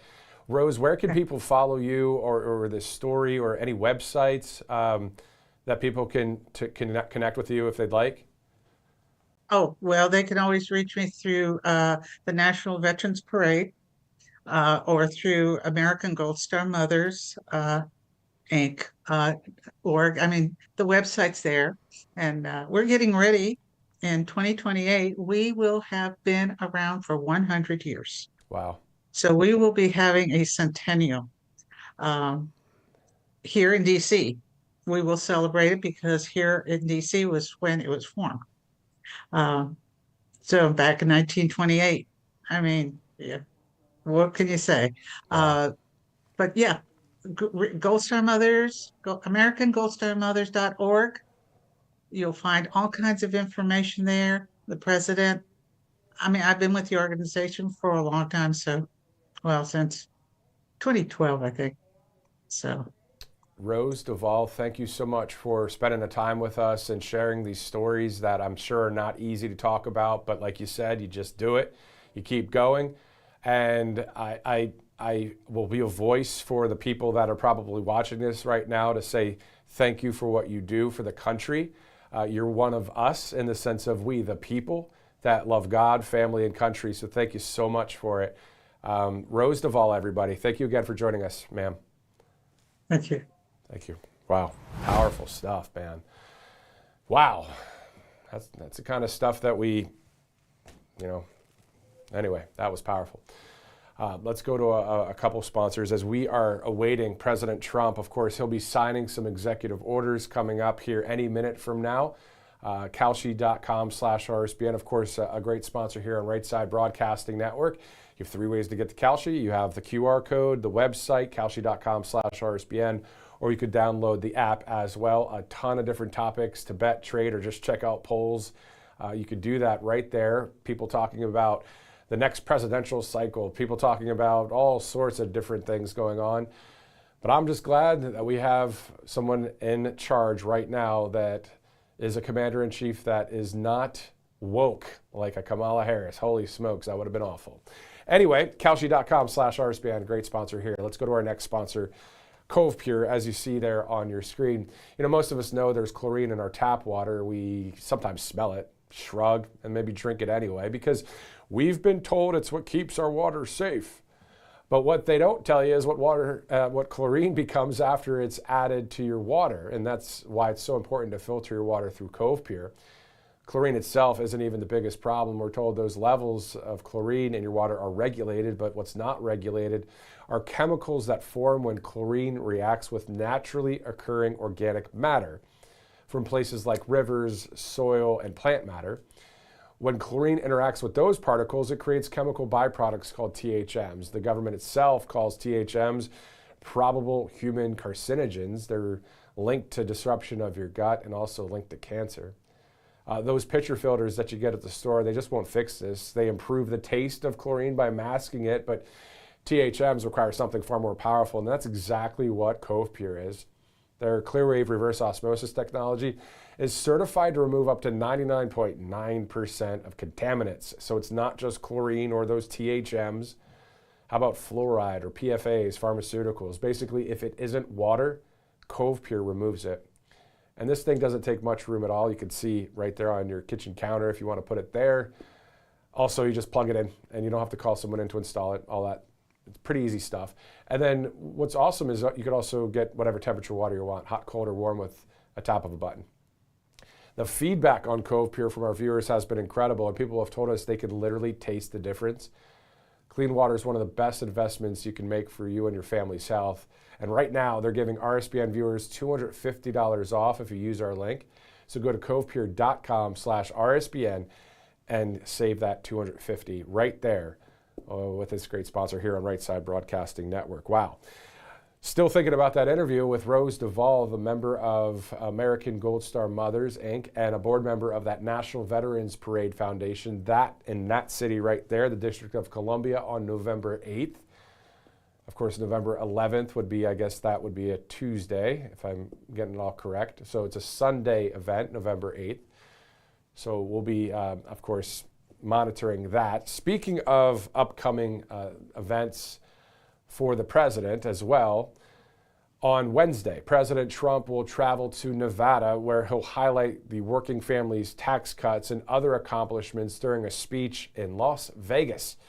That's coming up this Wednesday, as we see that crane doing its work right there. I'm not sure specifically what it's doing, but that's what we see. Anyway, so that's Wednesday, President Trump in Nevada for a speech. Of course, you can watch that right here on Right Side if you'd like. On September 9th, so next month, the RNC Midterm National Convention is happening in Dallas. That's September 9th and 10th. Later in the month, in September, outside of my birthday, it's my birthday month, September 24th, Chinese President Xi Jinping will visit the White House. So we have a few things we're keeping our eye on. Of course, if there's breaking news, developing news, all sorts of things that happen, usually within the 24/7 news cycle, we're here for it. We'll cover it, whether it's online when it comes to specifically Truth Social or X, or right here on RSBN, where some of you are watching on X right now, some on YouTube, some on Rumble. Thanks so much for watching on Rumble as well, some on our app. And there's a few other ways that you can watch us, Getter, and I believe on like the Roku app and all that kind of stuff. Or there's so many ways to watch these days. It's not the old days where it was right with the rabbit ears and traditional over-the-air waves.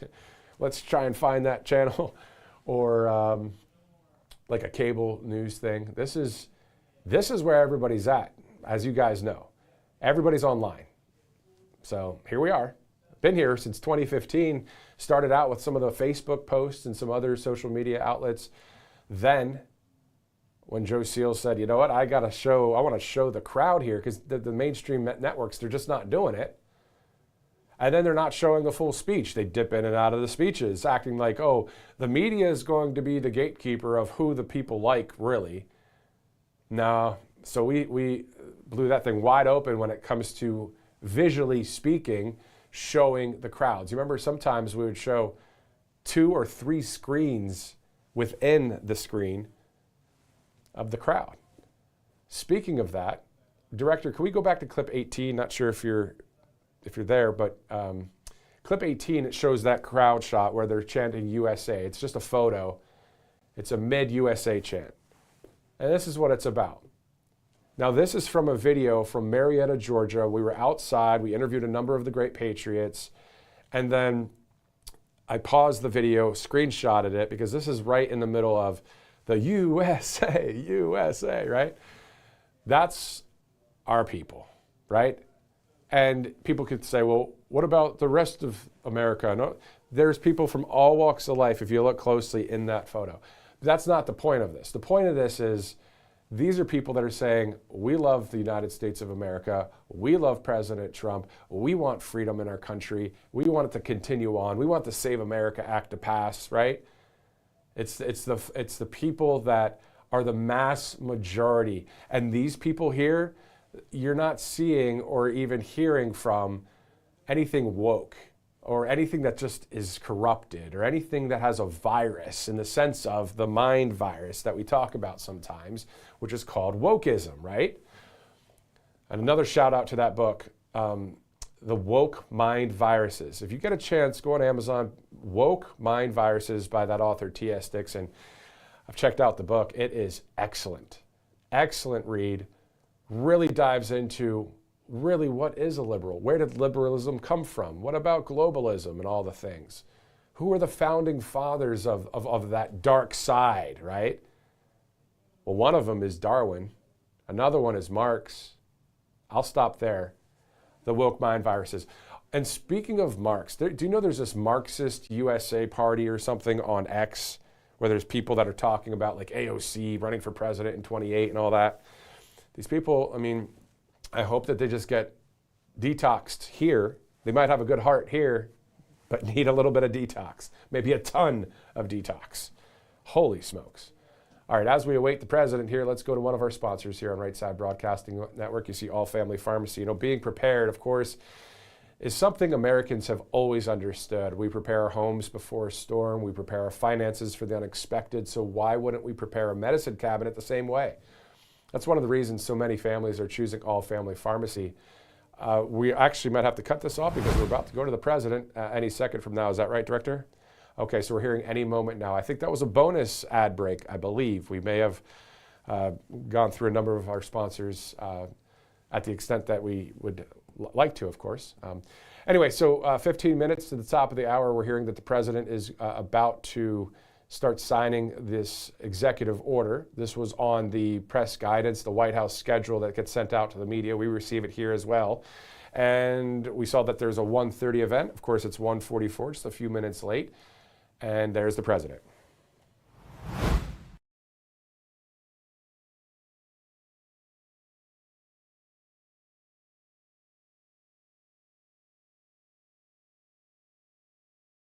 Family is something that we've been working on for a long time. I guess you could say for decades. There's never been anything like this. Today, I'm signing an executive order to establish the first ever presidential military spouse commission. It'll be chaired by Jennifer Hegseth, the wife of, and highly respected wife, I may add, of Secretary of War Pete Hegseth, both here. I also want to congratulate the new executive director of the commission, Desiree. So where's Desiree? Where are you, Desiree? You do such a good job. Desiree Thompson-Sale, along with new commission member Christy Mullen, wife of Secretary of Homeland Security, Secretary Mark Wayne Mullen. These are outstanding people, everyone, male and female, outstanding. The commission will also include the spouses of our wonderful service secretaries, the spouses of the Joint Chiefs of Staff, and the spouses of their senior enlisted leaders. And we have some incredible talent. And I won't tell you these spouses, I've looked at educationally and every other way, they're amazing. We're also pleased to be joined by Secretary Hegseth and the Chairman of the Joint Chiefs of Staff, General Dan. Thank you very much, Dan. America cannot have the strongest military in the world without the love and devotion of our remarkable military spouses who make the extraordinary sacrifices for our country. They really are extraordinary. Many military spouses spend months separated from their loved ones while our heroes are deployed overseas. Military families also endure frequent moves and other unique challenges, and the challenges are legendary. They write books about them. This commission will provide recommendations for improving the quality of life for military spouses so that we can better support both our military families and the entire United States Armed Forces. The commission will develop suggestions to address particular challenges in housing, employment, healthcare, education, childcare, and just about everything else you can think of. We've never had this opportunity. We're doing it now because we've done a lot for our military. We love our military. Every day our administration is fighting to give our military families the support they dearly need and they deserve. As part of the great, big, beautiful bill, we provided hundreds of millions of dollars for military child care and improved housing on military bases. It's being built, much of it's being built right now. Last Christmas, every service member received a warrior dividend of $1,776. Think of that. I wonder where we got that number. It's actually $1,775. The number worked out to be 17. I said, if you add $1, we have 17. That was one of my genius ideas. We have 1776. But that was a great thing, and we've given it every member of our military hard-earned pay raise. We've also given the pay raise. The commission will help ensure we continue to give military spouses our very best so our military can continue to be the strongest military anywhere in the world, and we're proving that. As you know, we had a conflict with Venezuela, worked out very well, and we have a conflict with Iran, and that's working out very well, very, very well. So now I'd like to ask Jennifer Hegseth to say a few words, followed by Pete, General Kane, and then I will sign the executive order putting this into play. And it's an order that's long overdue as far as I'm concerned, like by decades. And we're going to do a real job with it. And Jennifer, if you will, please. Well, Mr. President, you have been a champion for the military, and we are so grateful for that, and that continues today. And like you said, these are generational issues that are long overdue to address. And we have the most amazing women here who have decades of experience as military spouses themselves to take a look at it. There's really nothing we're going to find that they haven't experienced. And so between what they've experienced and what they know, we're going to really tackle these things. And I've spent the last year traveling around, meeting with military spouses and families around the world and around the country, and it's the same from Kentucky to Singapore. It's housing, it's healthcare, it's employment, it's childcare, it's education, and so we're going to take a look at all of those things. Even one of the women up here, I won't say who, but was a paramedic, and as they moved from state to state, she could not get the license. Switch to that state in time before you move again, before you PCS. And it makes it really difficult for these families to survive, let alone all the other sacrifices we're asking for them. So this is a big deal today. We're super grateful. Every time Pete travels around, Secretary Hegseth travels around talking to the troops, he tells them, the President has your back. And now the families know that you have their back too. And we are grateful. Thank you. Thank you, Jennifer. Great job. Thank you. How about you say something first, and then I can't then really we'll top go back that. into the general. You're not going to top I can't top that, Mr. President. Give it a shot. You're not going to. It's good job. It's true. Strong families equal strong formations. I mean, when you look at it from a military perspective as a secretary, our job is to make sure our troops are prepared and ready on behalf of the nation. And if your family's not taken care of, then it causes hesitations and complications for the warfighters up front. And so we say often, and we mean it, no soldier, no Marine, no member of the Joint Force serves alone. And so if we can address the issues of housing and make sure it's quality housing, make sure employment opportunities are maxed out, make sure child care is taken care of, make sure DOEA schools are the best in the world so that our military kids are being educated, the trade skills they might want to take the next chapter in life. If that warfighter knows that their family is good to go, they will go the extra mile, which is what our nation asks. So we're in for this. Is not one of those window dressing efforts. Jen's right. This entire group has mountains of experience, and they're raring to go to put it to use on behalf of the great Americans who serve our nation.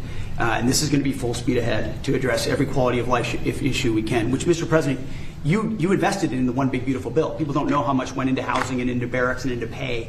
That's a down payment. And now with the $1.5 trillion, which we're working to get every dollar of, it's going to be a generational investment in barracks, in housing, in healthcare, in pay, in ways no commander-in-chief has ever done before. So, Mr. President, thank you for leading on this, and the commission's ready to go. Well, thank you very much. You're doing a fantastic job. General, please. Mr. President, Mrs. Hegseth, Secretary Hegseth, it's an honor for me to be here today at the launch of this commission. As we stand here now around the world, military service members are out doing our nation's business and ready to do what is asked of them. The foundation of American military readiness is the families, and the backstopping of all of that is the military spouses that serve behind them. Inevitably, every time somebody deploys, that refrigerator will break down, the car will break down. You think we're strong. American military spouses are 10 times stronger, and the lift that they carry is significant every single day. I want to thank this commission for the work that they're going to do to help improve military families' lives and military spouses' lives. It is a critical enabler for American warfighting capability. So to all of you here and all the work that went into putting this commission together, thank you. And Mr. President, we're honored to be here today. Where will they be meeting when you have meetings? Because you're going to be having a lot of meetings. Do you know where you're going to be meeting? Every Jen? month here at the White House. Oh, that's great. Yes. We can't do better than that. Can't do better than that. Use the Oval Office. Would anybody like to say anything? Maybe Desiree, you could start, and then if you want to say anything, great time to say it. Please, Absolutely. Desiree. Well, I'll just be really short. It's a pleasure for me to serve as the executive director of this commission. I think it's a long time coming.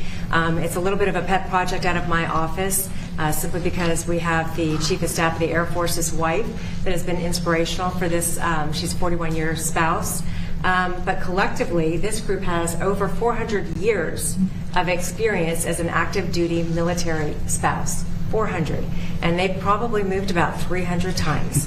So if you can imagine that level of experience coming to this commission and solving real problems for the future of our military spouses and families, it's just an incredible thing that you're doing, President Trump, actually asking them to solve these problems and to give you good recommendations, and we're happy to help them do that. So, you know, we have Desiree's been with us for a long time, and she's directly and indirectly done what she's doing for a long, long time, covered numerous presidents, and she basically responds to the public when the public, they send things.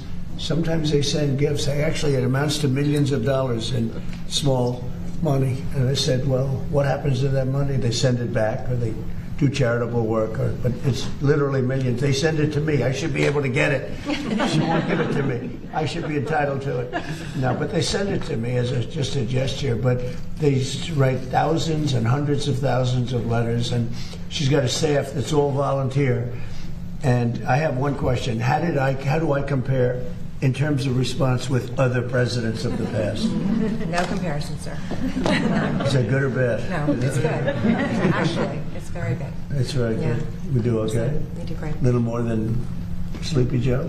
100% A little bit more? Yes. I think so. Thank you. Thank you. Does anybody have anything to say or question or Statement? Would you like to make a statement? Yes, please. Can I just say, I'm so excited. We've served with the Wolfsbachs now for a number of years, and I've seen them champion the enlisted corps. As the spouse of a senior enlisted leader, it's pretty easy for something amazing like this to happen and not include the enlisted corps, the senior enlisted leaders from the enlisted corps. It means the world to me that this started with them in mind. And I don't know if you remember, but a few years ago, my husband was serving in Alaska, and before you got on the plane, he asked your detail if he could ask you a question, and he asked if you would FaceTime me, and you did. It meant the people world. I respect, I do that. You're getting ready to get on the plane, and this E9, this enlisted command chief, asked you to FaceTime me, and you put your arm around him, and you said, "He's doing a good job, take good care of him." And that picture has hung in his office since, and it just means the world to me that you highlight the enlisted corps every chance you get. And I love to tell people that story, that you took the time for. Thank you very much. Say hello, okay? I remember. Please, anybody else? President, this is Cindy Wilsbach, who's humble to That's her right. core and has had a significant role in putting this commission together. So I just want to highlight Cindy's work. I would just like to say this is a red letter day for me. Just the honor that I feel to be surrounded by these spouses who, what I like to say is we serve by oath or by vow. We didn't all raise our right hand to take an oath, but we began serving this great nation when we extended our left hand and said a vow to the person that we love that serves this country. And we represent people that are at the end of their careers. We've served decades, 20, 30, 40 years of service. This is about the legacy that we leave for the people that come after us, That's for these great. people who have children who are serving now, or for families that we say, we love you, we care about you, and we are the greatest military in the world, and part of that is taking care of our families, and that's what this commission will And your husband is highly respected, I have to tell you that, by everybody. By everybody. Anybody over here? Yes, please. Mr. President, on behalf of the Coast Guard, we cannot thank you enough for the amount of money that you have put into our organization. We are beyond excited about the new potentials that we have.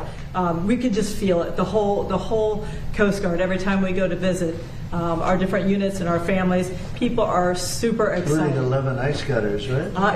Absolutely. I'll be talking. Yes. It's going to be beautiful. Yes, sir. Yes, sir. They had one. Russia has 48. They had one, and it was 50 years old, and you're going to soon be getting 11 brand new ones at top of the line. So that's a big. Our people are very thrilled and super excited and very thankful to you. So thank you, sir. Thank you very much. Good. Anybody else like to say? Last chance. That's it. So I'm going to sign this, and it's a real honor. And then if you like, you could ask questions of the people, and or me if you want.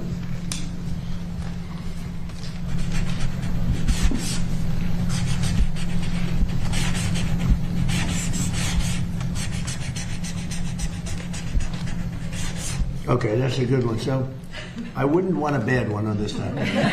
Some are good. You know, we rate them from 6 to 10. 6 is usually when I'm standing up holding it. You can't do a very good one, but that's a 10. So you deserve a 10 too.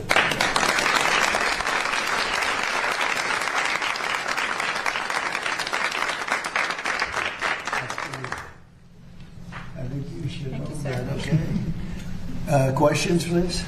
Please. On behalf of the press corps, thank you, ladies, for what you do for our service members in this country. Great. Mr. President, are the talks with Iran now off and are airstrikes No, back they're on. They're going on right now. It's an amazing thing. We have a little problem with Iran because we have many talks and we'll say we have or we don't have. You know, we're straight about it.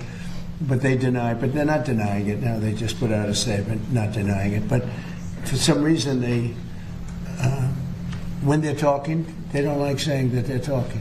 So I say, wait, we're in talks. Big deal. We're in talks. And they'll sometimes deny it, even though they spend hours and hours together talking. No, the talks are going along. We're going to hit them very hard yesterday, very, very hard, harder than any attack. I think I can say, General, from a point of knowledge, any attack since World War II. That's pretty big. And we were set to go, and they called. And in addition, Saudi Arabia called, And UAE called, Qatar called, got calls from numerous people. I don't want to use the word begging, but some were, in particular, Iran did not want to be hit. And they said, we want to talk. We want to talk about the Strait, but more importantly, from my standpoint, we want to talk about the denuclearization of Iran, because this is what it's all about. This is why I'm doing this. And it should have been done. It's now 50 years. We keep saying 47 years, but 3 years have gone by. But it's for 50 years that other presidents should have been doing or other countries. Didn't have to be us, but other countries. And nobody did it. And it was time. And we hit them hard with the B-2s more than a year ago now. And that knocked out their capability, their potential capability. And we've done a great job. But when we talk, we say we're talking. If we're not talking, when you ask me, no, we're not talking, I'll say it. But we are talking right now. We're talking. And we're talking at the request of Iran, backed by Saudi Arabia, backed by UAE, and backed by Qatar in particular, but others also. Many countries called. The leaders of many are friendly with a lot of them, almost all of them, one way or the other, and they all wanted to give this a last chance. This is a last chance. This is not something that, if it doesn't happen, this is a last chance for them to sign a good document. Yeah, please. Mr. President, New York City Mayor Zoran Mamdani is requiring an ID to access his government-run grocery stores. What then is your message to Democrats who do not want to pass the Save America Act and ensure, ID at the ballot box? When was this announced? This was just announced. Yeah. I heard about it. Yeah. Well, I wish they'd have an ID to access the voting booth. You know, they don't want to access the voting booth with any identification. We want voter ID, and we want proof of citizenship. Well, he also had a thing where you had to have 2 different IDs to shovel snow during the winter, right? So that's a very friendly question. I like her. Who are you with? One American News, sir. Very good. All right. Well, good question. Very good. A good group, too. Almost 20 GOP senators who have pledged to stay in D.C. to pass the Save America Act. So what's your message to the rest of the senators who are still on their summer recess? I think there's nothing more important than the Save America Act. I think they should stay. They do what they want, but I think they should stay. Mr. President, I think it's so important to get it passed. Yeah. Mr. President, where are the Iran talks, and what are your requirements Well, you'll find out today or tomorrow. I mean, they're going to go quickly, one way or the other. It's not very complex. We're talking about the Strait, the opening of the Strait, having it open literally by tomorrow, completely open.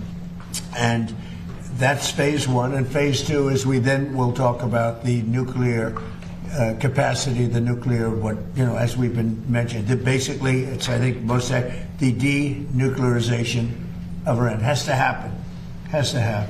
And that'll be the second phase. But the first phase is the opening of the Straits. The second phase will be the denuclearization, and that'll take a little while. But we're very strong on it. They cannot have a nuclear weapon. Iran cannot have a nuclear weapon, and I've never changed in that. Yeah, please, in the back. Thank you, Mr. President. You said that if Democrats get back into power, what is happening in Spain awaits America. What should voters in other countries with elections coming up soon take away from what's going on in Spain? You have to be very careful with the whole socialist thing. I think in many cases it's much more than socialist. They skipped socialism. They went directly to communism. But when I saw what happened in Spain, I said, we had a version of that. You could say much worse. We allowed 25 million people under Joe Biden, the Democrats. We had open borders, and countries all over the world, almost all of them, sent people that they don't want into our country. And we've gotten a lot of them out, and we're getting more, including murders. And I always said 11,888. That was the number of murders. Many of them committed more than one murder. And we're going to be just like that if you put these lunatics in that I see running for office. We had an open border a year and a half ago. We had the worst border in the history of our country. Now we have the best border. We haven't had one person come in, and this is done by the Democrats, not by left-leaning people. They do charts. And they have, in 15 months, not one person has come in through our southern border illegally. Now, that's pretty amazing. I'd say maybe 10, maybe 15. They say none. And believe me, if they did, they'd love to report it. But you could go outside in those vast plazas where hundreds of thousands of people gathered when they stormed our country, just like they did, in my opinion, worse, just like they did to Spain. They stormed our country. And those borders are those big plazas that were built. They put concrete down. And now you look at them, there's grass growing in the cracks.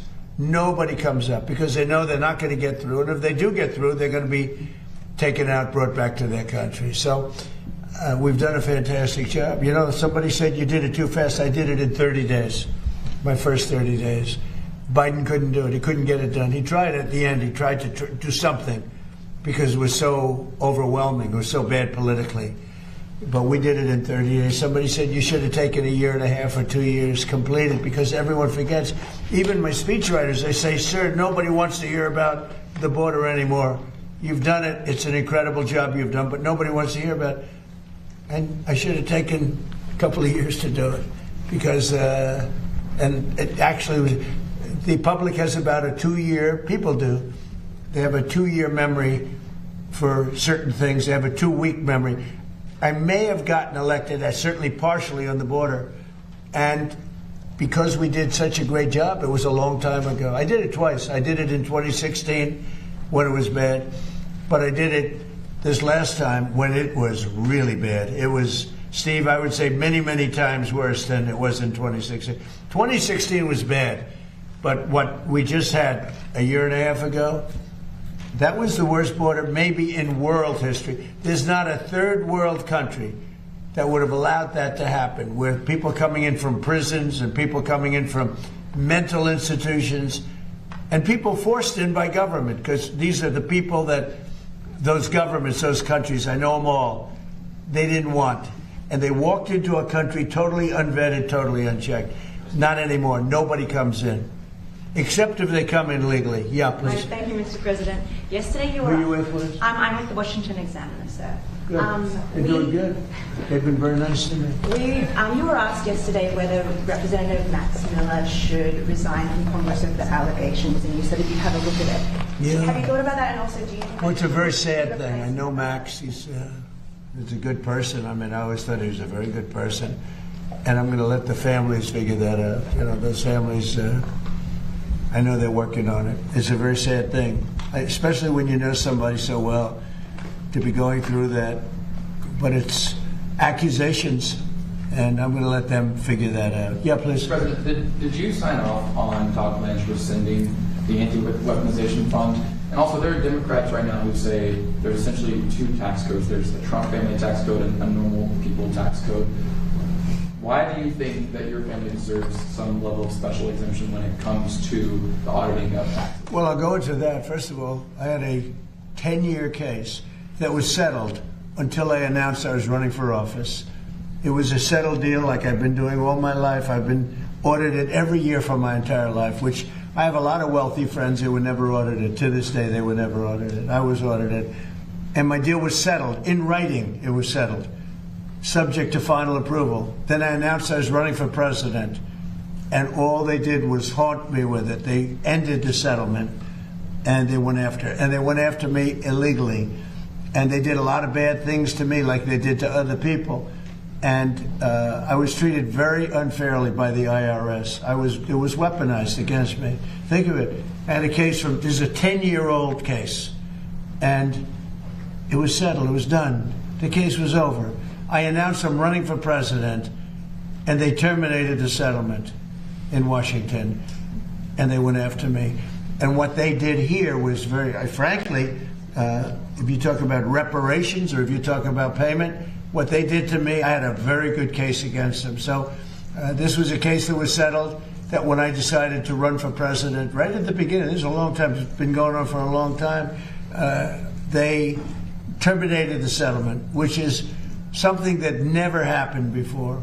We have letters from the biggest law firms in Washington saying that this case is nonsense, just like the Russia was nonsense. They weaponized government. And so that's that, and most people understand that. On the fund, these were people that were treated Unbelievable. 22 suicides, more than that, I think.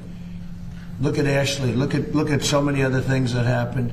These people were treated horribly, and this fund could have given them some solace.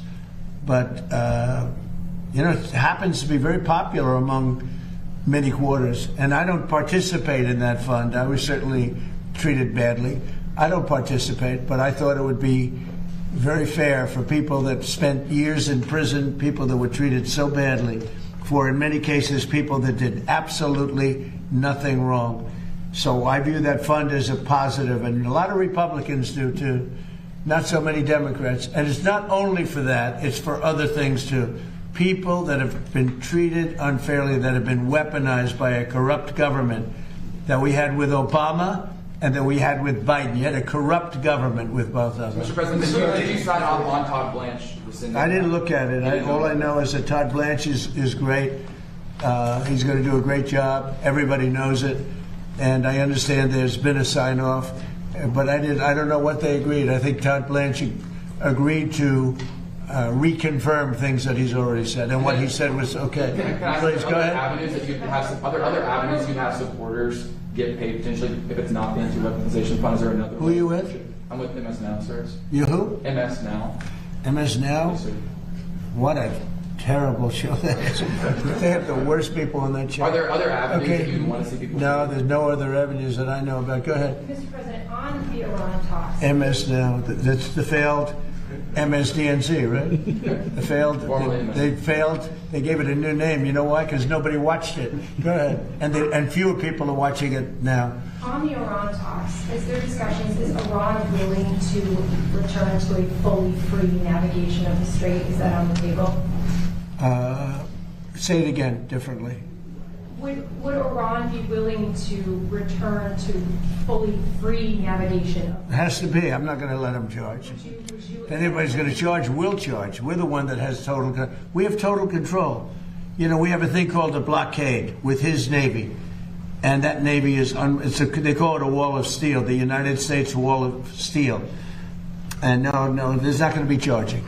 We're not talking about charging at all. There won't be charging. Yeah, please, in the back. Mr. President, you said last week that illegal immigration... Who are you with? GB News.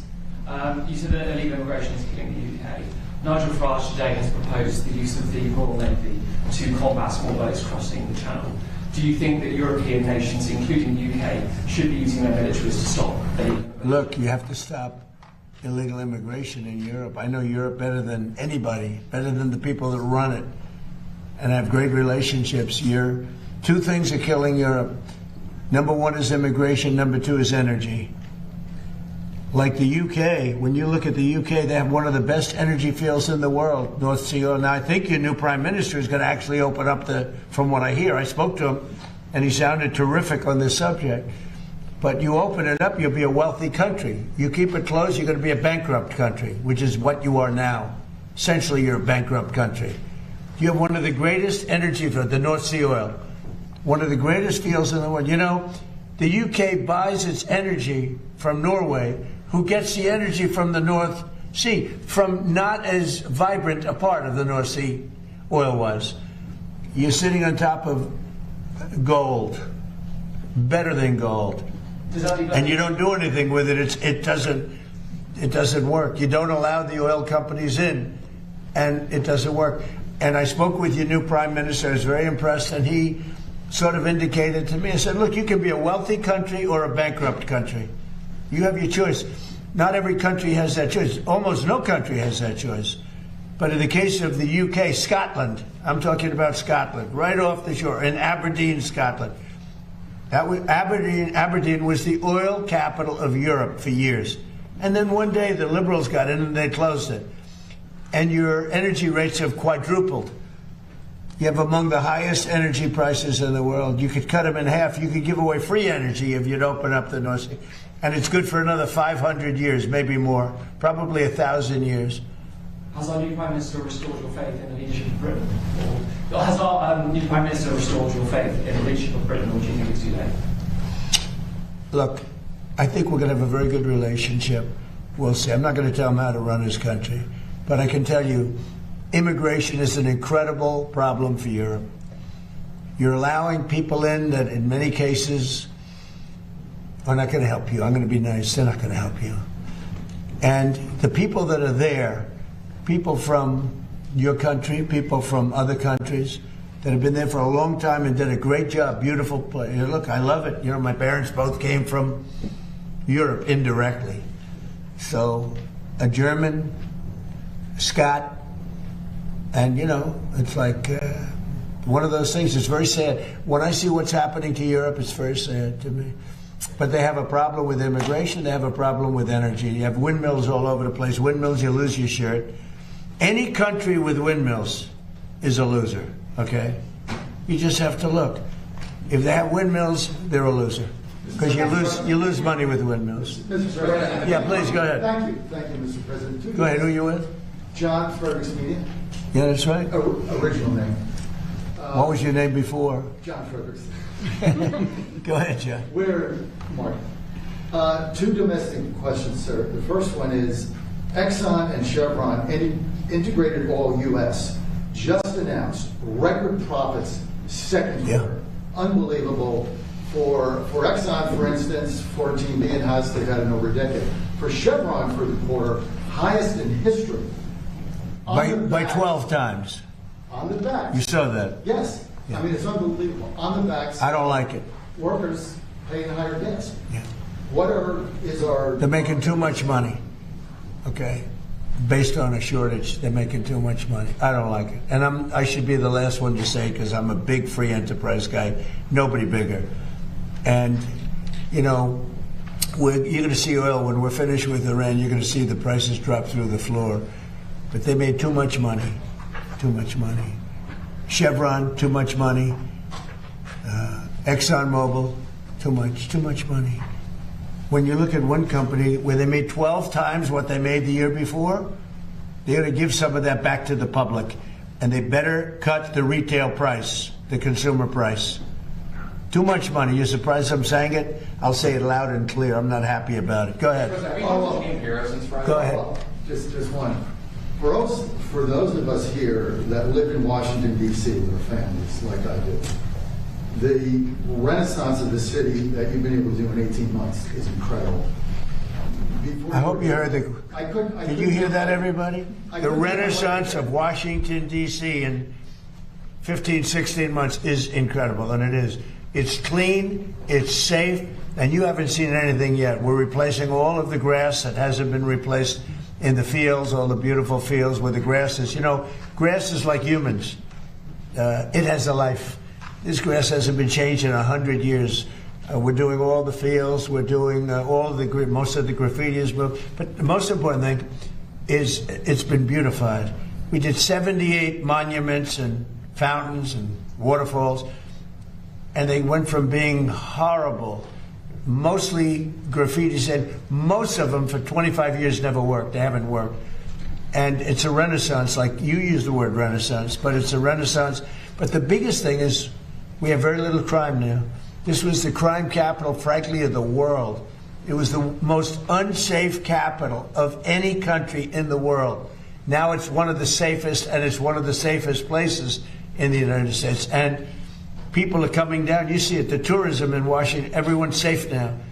Nobody's getting mugged, shot. We used to lose 3 people a week. Death. That's the least, I mean, it's 3 people in terms of death. 150 people a year were killed. They come down from Iowa, they come from Indiana. Mom, I'm looking at the Washington Monument. I'm looking at, and they end up getting killed. You call their parents, I'm sorry. Doesn't happen anymore. We don't have that anymore. We're rough, but we don't have that anymore. Our military has been unbelievable, and they work very well with the D.C. police, but our military came in, the general, people that we know so well, General, right? They don't play games, and we got the gangs out. We removed almost 5,000 people who were career criminals, who came in with Biden with the open borders, a lot of them, and they're no longer here. We sent them back to their countries. You've got to say, have you ever seen such a transformation? It's unbelievable if you live here. It's just, you don't want to go back. And now you can walk to work. You can walk to the White House. The people in the White House, they work in the they tell me, sir, thank you. Or they're thanking me all the time. They used to have to take Uber, and the Uber would be robbed, okay? They weren't even said. They'd go to a restaurant, and they'd feel safe at a restaurant, and then the restaurant would be robbed. Do you know the restaurants were all closing? And now you can't, if you're a restaurateur, you can't get a restaurant. You literally can't. The restaurants are booming. Crime is down 92%, maybe more. I want to get down 100%. You know, the greatest statistic, though, that you have is that 2% of the people create 91% of the crime. You can really handle that. And we moved almost 5,000 people out. They're criminals, career criminals. We moved that, or in some cases they're in jail. In some cases they were so bad, they came in through Biden. They're so bad we don't want to move them out. We want to put them in jails because we're afraid they're going to come back in somehow. So I appreciate you saying that. Would you consider going to Congress if they come in and try to roll it back, the new Democratic mayor? Well, you had a mayor who's, I guess she's a communist. I mean, she says she's a socialist, but I guess she's a communist, basically what she says. But I have not met her yet. I look forward to meeting her. Would I federalize? Basically, you're saying federalize D.C. Yeah, well, I'm allowed to do that. Would I do it? If they want to, we took something that was in deep trouble. It was a graffiti-filled, crime-filled mess. We turned it into Shangri-La. We turned it into a great place. Look outside. Look what's happening. Look at the beautiful ballroom and military center. It's a military center, much more than, we have a drone port on top. Look at the grass in front of the White House being all replaced with the top stuff. The parks are all being replaced. It starts very soon, actually. We'll do one at a time. It's about 700 acres of parks. They're all going to have brand new, the best grass you can get. Scott's. You know Scott's? Scott's Miracle Grow. They're doing it. They do great grass. What can I tell you? I got to give them a plug because they did the White House for free. Sir, a friend of mine, a guy that, he's terrific. We'd like to give you new grass at the White House. I said, I'll take it. How much? He said, free. I'll take it. One of those things. Thank you. Thank you very much. Mr. President, this is at least the 5th time you've turned off airstrikes against Iran since April to negotiate. What is your message to the American people who are wondering what has changed this time? Why should it be? Well, you don't know. I don't know. I think we're going to maybe get something, but I want to give them every last chance before decapitation. Very tough to do what we have planned, still planned. We'll see what happens. But it's a very, very tough thing to do. I think I'm very proud of the fact that I'll give people a chance. This is a big move. To do an attack that big on a country, I'd rather not do it. Now, we've already, through lots of large attacks, but they were normal large. Hopefully they'll come to their senses, because what happened, cannot have a nuclear weapon, but hopefully they'll come to their senses. So they called me and they said, please don't attack, we'll make a deal. That's the real truth, and everyone knows it. And who wouldn't call? And they found out through leaks and sleazebags, a lot of sleazebags, leakers. Leakers should be put in jail. They have to strengthen up the laws for leakers. But in this case, leakers helped because they said the severity of the attack, and Iran knew it. They knew what was coming. It was going to come last night, and it would have gone on for a long time, and there'd be essentially very little left. There'd be nothing left. And if I'm given a chance to let a lot of people live, I want to give that chance. So I'm under no time constraint. I don't happen to be running, but a lot of very good Republicans are running. And you have a sick ideology taking place right now that, hopefully they'll be defeated because they'll destroy the country if they ever take over. But this desk is like a blocking desk. No matter who gets in, if it's bad, I block. And I'm good at blocking. If it's bad, if it's stupid things like the things they want to do, we want to get rid of the U.S. Senate. I don't like a lot of Senate, just to be honest with you. I don't want to get rid of the Senate. We want to get rid of the Supreme Court. They want to put now 21 or 23 people, that's the real, on the Supreme Court, or get rid of it. They want to get rid of the presidency. They want to have an appointed executive running. That's a communist thing, That's a communist thing. These are sick people. And you know, I said it the other day, and it maybe doesn't sound that important, but when a country goes bad, like look at the blue cities, what do they have in common aside from massive crime? Much more crime. The Republicans have very little crime. But what do the blue cities have in mind? And also you can say this with nations when they go bad. The blue cities have something in common: crime, high crime, vicious, violent crime. But what do they have in common? They're all dirty. They're filthy dirty. Their streets are dirty. Their streets smell. Their storefronts are broken. Their trees are all gross. Everything about the place is dirty. And I don't want to mention any specific city. It's really all of them. But you go into these cities that are blue, they're crime-ridden and they're filthy dirty. They're like Washington, D.C. was a year and a half ago, with graffiti all over the place, with crime all over the place, with people afraid to be here. You had to be ashamed of your capital. Some of the most beautiful buildings built in the real time. Like you look at the Supreme Court building and they put graffiti on it. The most beautiful columns I've ever seen. In fact, our columns are going to be nicer at the ballroom.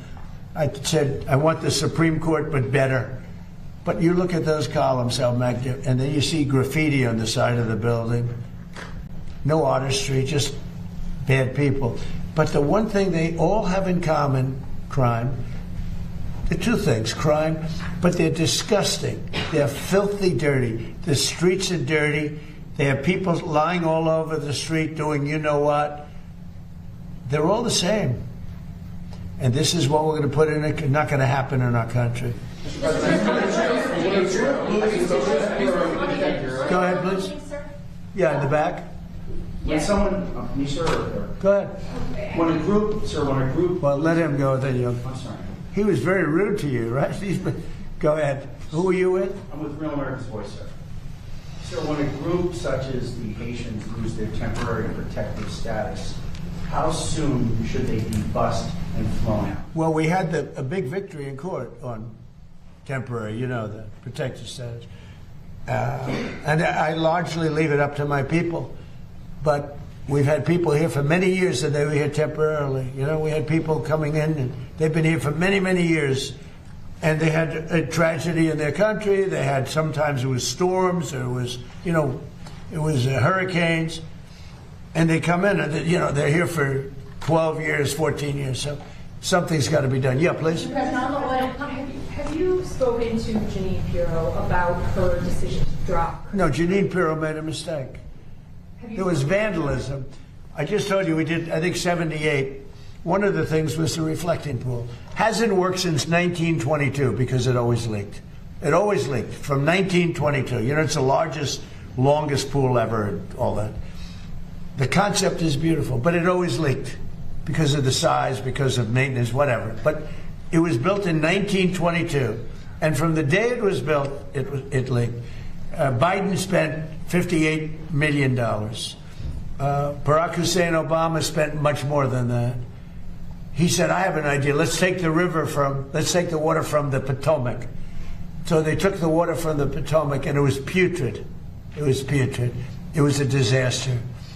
Biden was a disaster. I said, I'm going to get that fixed, along with Doug Berg, Department of Interior.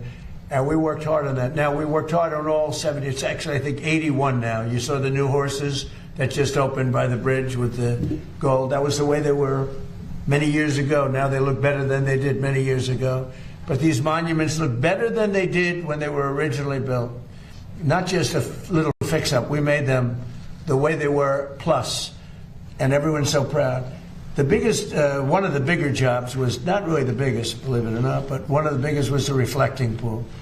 And we did a great job. We sandblasted the stone outside. It was granite, so it has a long life. We did a great job. We got very expensive material to put on top of the surface that always leaked because it was stone. It was a stone surface. Always leaked. And we put it on, and it was beautiful. Now, we have photographs or tapes, like moving cameras, right? We have them where people are on the side cutting it with a box knife. So now I'm not saying I was 100% thrilled with the contractor, but the contractor was rushing. We wanted to get it open for July 4th, and we got it done. But in addition, there was vandalism. Number one, look at the grass, where the grass was all knocked out with a very, very powerful ingredient that we know very well what it is. I'm not going to say the name because people get ideas. And they put a terrible phrase, I won't say that either, but a terrible phrase on a massive piece of grass that we had just replaced. Killed the grass. We had to replace the grass. A lot of grass. In addition, they took knives or cutters and they cut the material. It's material. And they put their hands and they pulled it. And there was also some maintenance things that we would have routinely fixed. But we had that up and it was perfect. And then you had the bubblers, which get rid of the, what forms in the water. And that works great, but they turned it off because of the fight. Because it competed a little bit of noise during the fight. They turned it off. And it grows very rapidly in the water. But that actually works very well. And that's all. So now we're just about set to reopen it. And we had to replace cut areas where they cut it and ripped it. But there's a tape, and Jesse Waters, by the way, did a whole big thing on it. There's a tape that's out there that I posted on Truth, where you have people leaning over the side, the weakest part because of the flexibility. It moves. It's very complicated. It moves. And the softest part has to be flexible. And that's the stuff you can cut. And these guys knew what they were doing. And they cut all the way along the base. Cut, cut, cut. Now, when Janine looked at it, it was the day after the 4th of July with the largest fireworks display in the world. And the stuff was laying all over the pool, the fireworks, because they used the pool as one of the, and it was all over the pool. It was the day after, very shortly thereafter. But that was working beautifully, and it was vandalized. And if you look at the tape, now the tape isn't a great tape in the sense that it's a little hard to say who it exactly was. But it was people cutting this very expensive material, waterproofing material. Anyway, it looked beautiful. And then they cut it, and they vandalized. And we weren't necessarily thrilled with the contractor, but they did a job, and they were fixing any problems. But then it got carried away because the judge was extremely unfriendly to Janine. And frankly, I think she choked, because the judge was really vicious. Instead of going after the people that did it, the judge went after her and went after her department. And I guess she choked. I don't know what the hell happened. Are you reconsidering her role here? I don't know what. You're fake news. Don't ever talk again. You're fake news. One of the worst in the business. Fortunately, nobody watches you. But something happened. There was vandalism there. And there was some things from the contractor which we would fix, but it's almost complete. And when it opens, it's incredible. It's really incredible. But remember this: it leaked from 1922. It opened in 1922. They never solved the leak problem because it was stone, and the cracks with the stone. Stone is really not a waterproofing material. We essentially use a very high-grade swimming pool type material, which was my idea. I was very proud of that idea. And by the way, I didn't know the contractor. Everyone said the contractor. I didn't know the contractor. But when it was completed, it was perfect. But then somebody went in and cut it, just like they did the grass. Nobody talks about the grass. The grass, they have helicopter pictures of what they did. Wasn't it 87? Right? Do you know what they did, right? Did you see what they did? Did you see what they wrote? What did they write? 8647. That's right, 8647. They 86 him, so it's 8647. They didn't do 45. At least they left 45 out. But and massive letters on the grass, 8647, and nobody talked about that. That was vandalism too. We had to replace all that grass. It was a tremendous amount of grass, because when you hit it with this poison, it's acid. it kills the grass no matter how, you can't even clean it, even if you got there right after. It's very powerful stuff. I know it well. So, people did great damage to this thing because they're sick people. You know who's representing the man is a man from Crew, a sleazebag who's been suing me for my whole political, hasn't won, he's lost all the time. But Crew, do you know what Crew is? It's a third-rate operation that's supposed to be a charity, but it's not. They used it for political reasons. So we should be proud of our monuments, and we should be proud of our city. And you know, that was open before they did the damage. It was open. It never looked more beautiful. It looked like a mirror. And that's what it was supposed to be. It was a very dark color, because otherwise you don't see it, as a reflecting pool. And it looked beautiful. Well, it'll look just as beautiful. It'll be fixed and open over the next week and a half, 2 weeks. Mr. President, who are you rooting for in Michigan? One more, yeah. Who are you rooting for in Michigan? Well, you have a very interesting group. Who I'm really voting for is Mike Rogers, because I think he's going to be a great senator. But you have a communist versus a socialist. That's the way I look at it. You have a communist versus a socialist. It looks like the communist is leading. We're talking about for the Democrat primary. But for the Republican, you have a very good man, and he should be able to win. Yeah. Okay, one more. Go on, in the back. Yeah, go ahead. Lafayette Park. Lafayette Park, it's great. Do we do a good job at Lafayette Park? So Lafayette Park is right across on the other side of the street, and I made a donation of $10 million. That was me, personally. And it's unbelievable. It was so dirty and so disgusting. Like everything liberal becomes dirty and disgusting. Socialism, liberalism, progressivism. You know, the word progressive is such a nice word. They love using it. But the radical left isn't letting them use that word anymore. But Lafayette Park is a large park. It was known as the gateway to the White House. And it was disgusting.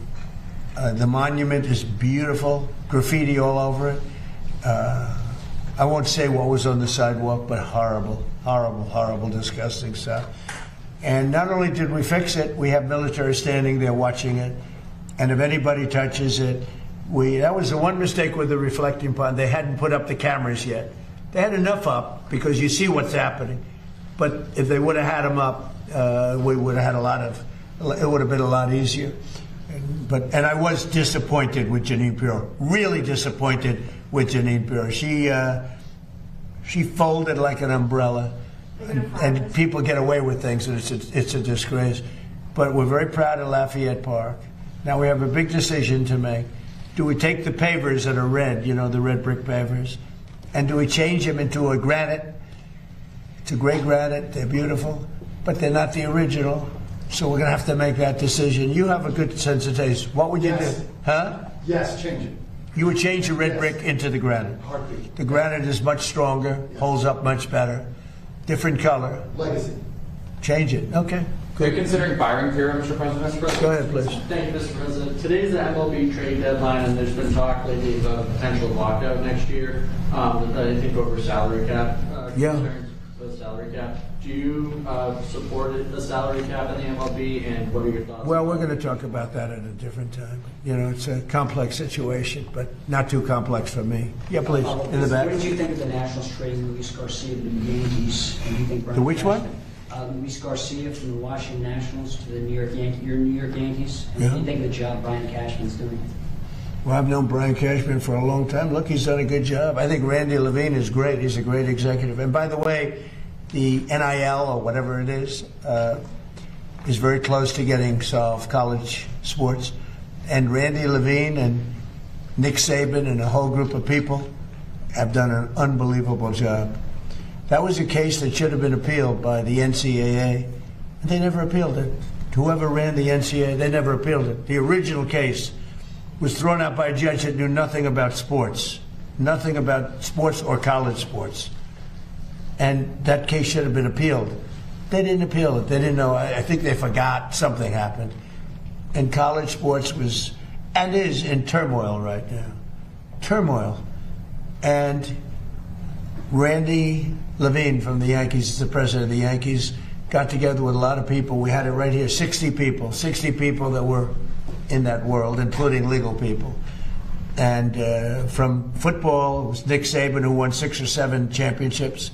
Fantastic coach and very respected. And many other people, very, very respected. And we have a bipartisan deal as of right now, so we'll see what happens. They'll be voting on it soon. I hope they get it. I hope they get it done. Thank you all very much. Thank you. Thank you. Thank you for that question. Wow. A lot of questions there from the press there, and President Trump took them all on. Also, after that, of course, we saw prior to that, actually, the executive order being signed, which is establishing the first ever Presidential Military Spouse Commission. So that happened just now. If you're just joining us, obviously you could watch that on replay if you'd like. All of this brought to you by some great sponsors. We're going to wrap up our show in just a second. Let's go with All Family Pharmacy, though, as you can see there on your screen, because being prepared is something Americans have always understood. We prepare our homes before a storm, prepare our finances before the unexpected happens. So why wouldn't we prepare our medicine cabinet the same way? That's one of the reasons why so many families are choosing All Family Pharmacy. They've made it clear and easier than ever, really, to find the prescription medications that you need. Instead of searching only by medication name, you can now search by the medical condition itself.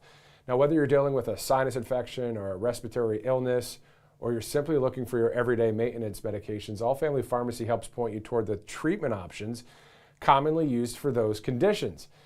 Everything is reviewed by licensed U.S. physicians and pharmacists, so you can feel confident you're getting trusted information. So just complete a secure medical form, and if appropriate, one of their licensed physicians will provide you that prescription. Then your medication is shipped directly to your home. So visit allfamilypharmacy.com/RSBN. Get that 10% off using the RSBN 10 promo code. You can also go to the QR code to access All Family, or give them a call. Talk to a real person, not an AI agent.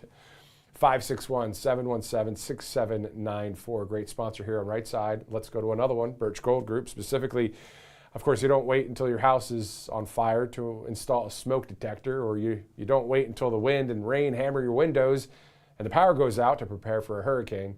And you don't reach for your seatbelt after the impact, because after the crash, the hurricane, or the house fire, it's just too late. Within that framework, you don't wait until the dollar goes to zero before you buy gold. It's just too late then. So diversify with precious metals. You can do that because you never know what will threaten your savings next. There's persistent inflation, a weakening dollar, unexpected financial disruptions. We don't know what's coming up next, but we could always take those preventative steps. And you can do that right now by requesting a free info kit on gold from our friends at Birch Gold Group. Just text that word Trump to 989898. No cost and no obligation for that free info kit. This is just straightforward information on how you can diversify your savings, even an IRA or 401k with gold. We at Right Side Broadcasting Network, we trust Birch Gold. You can trust them too. Text Trump to 989898. Great sponsors here on Right Side Broadcasting Network. Slowly get ready to wrapping up the show. But before we conclude our broadcast, this is our 19th clip that we've aired in this broadcast, which we started at 12 Eastern Time. And let's go to that, brought to you by the United States Marine Corps. For 250 years, our Corps has fought and won our nation's battles. Founded even before our formal independence as a country, we were created as an expeditionary force in readiness, always faithful to the nation we serve. The tools of our trade have changed, but their purpose has not. We remain America's naval expeditionary force, ready to respond and ready to win. The strength of the MAGTF lies in its Marines. Their warrior ethos and core values strengthen us and sustain us during difficult times. It is the Marine, resolute beneath our nation's flag, who carries the day every time.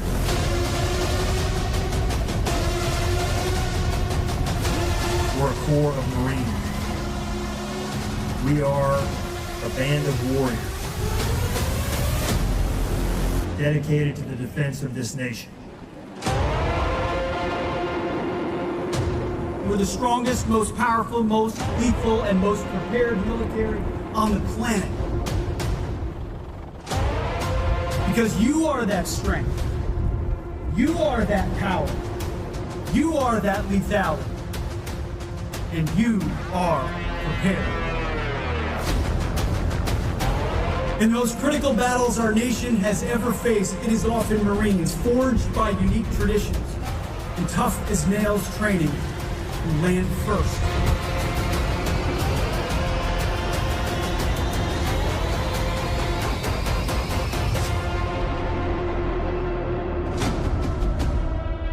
From Tripoli to the halls of Montezuma, from Bella Wood to Iwo Jima, and from Chosin Reservoir to Khe Sanh. We Marines have repeatedly earned our reputation as the first to fight and the last to leave. No matter where, no matter when, the Corps will always uphold its reputation for discipline and for unshakable focus. It is you who will close with and destroy the enemy. It is you who sees the objective and sees the day. It is you who will win our nation's battles. Within each of you is your own Marine Corps legacy burning every single day. The Marine Corps embodies the warrior ethos, standards, discipline, accountability, warfighting, lethality. They live in the Marine Corps. For 2.5 centuries now, this beloved Corps has served as our nation's sharp edge, always forward deployed, always ready, and always faithful. We are America's crisis response force. We're the 911 force. We're the people who go out the door at 0 dark 30 to get our mission done, to accomplish it on behalf of the American people, to stick a bayonet in the heart of our adversaries. Boldness in action, unity in purpose, and a lightning readiness to go wherever the nation required. Congratulations on 250 years of success. Here's to 250 more.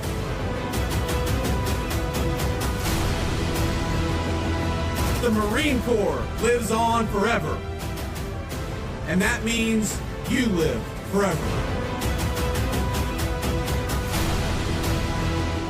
The generations upon generations of Americans who cut their teeth at this base before boarding ships and carrying the American flag into battle. But that's exactly what Marines do.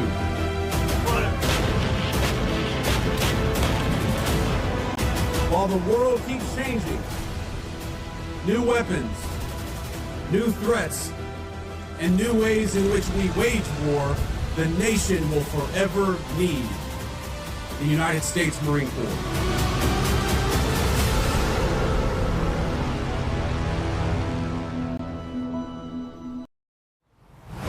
Very powerful video. One of our production crew here at Right Side Broadcasting Network passing that video link on to us, as that is our 19th clip of the day. Our military looks much different under Secretary Pete Hegseth than Lloyd Austin under Joe Biden.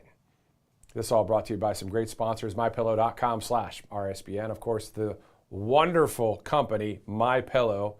Just go to mypillow.com/RSBN. There's a ton of great products, as you guys know, because we asked you the other day. Most of you that were on the live chat said you already own a number of things from MyPillow. Well, some of you that are watching that don't, or maybe you want to get some new products, if you can, mypillow.com/RSBN. Quality products, as you guys know, and a deep discount, especially when you use the RSBN promo code. Long-standing friendship with Mike Lindell and MyPillow here at Right Side Broadcasting Network. And speaking of RSBN, if you'd like to donate to the network, all you have to do is go to rsbnetwork.com/donate. rsbnetwork.com/donate. For all of us here at Right Side Broadcasting Network, I'm Matthew Alvarez. We'll see you again soon.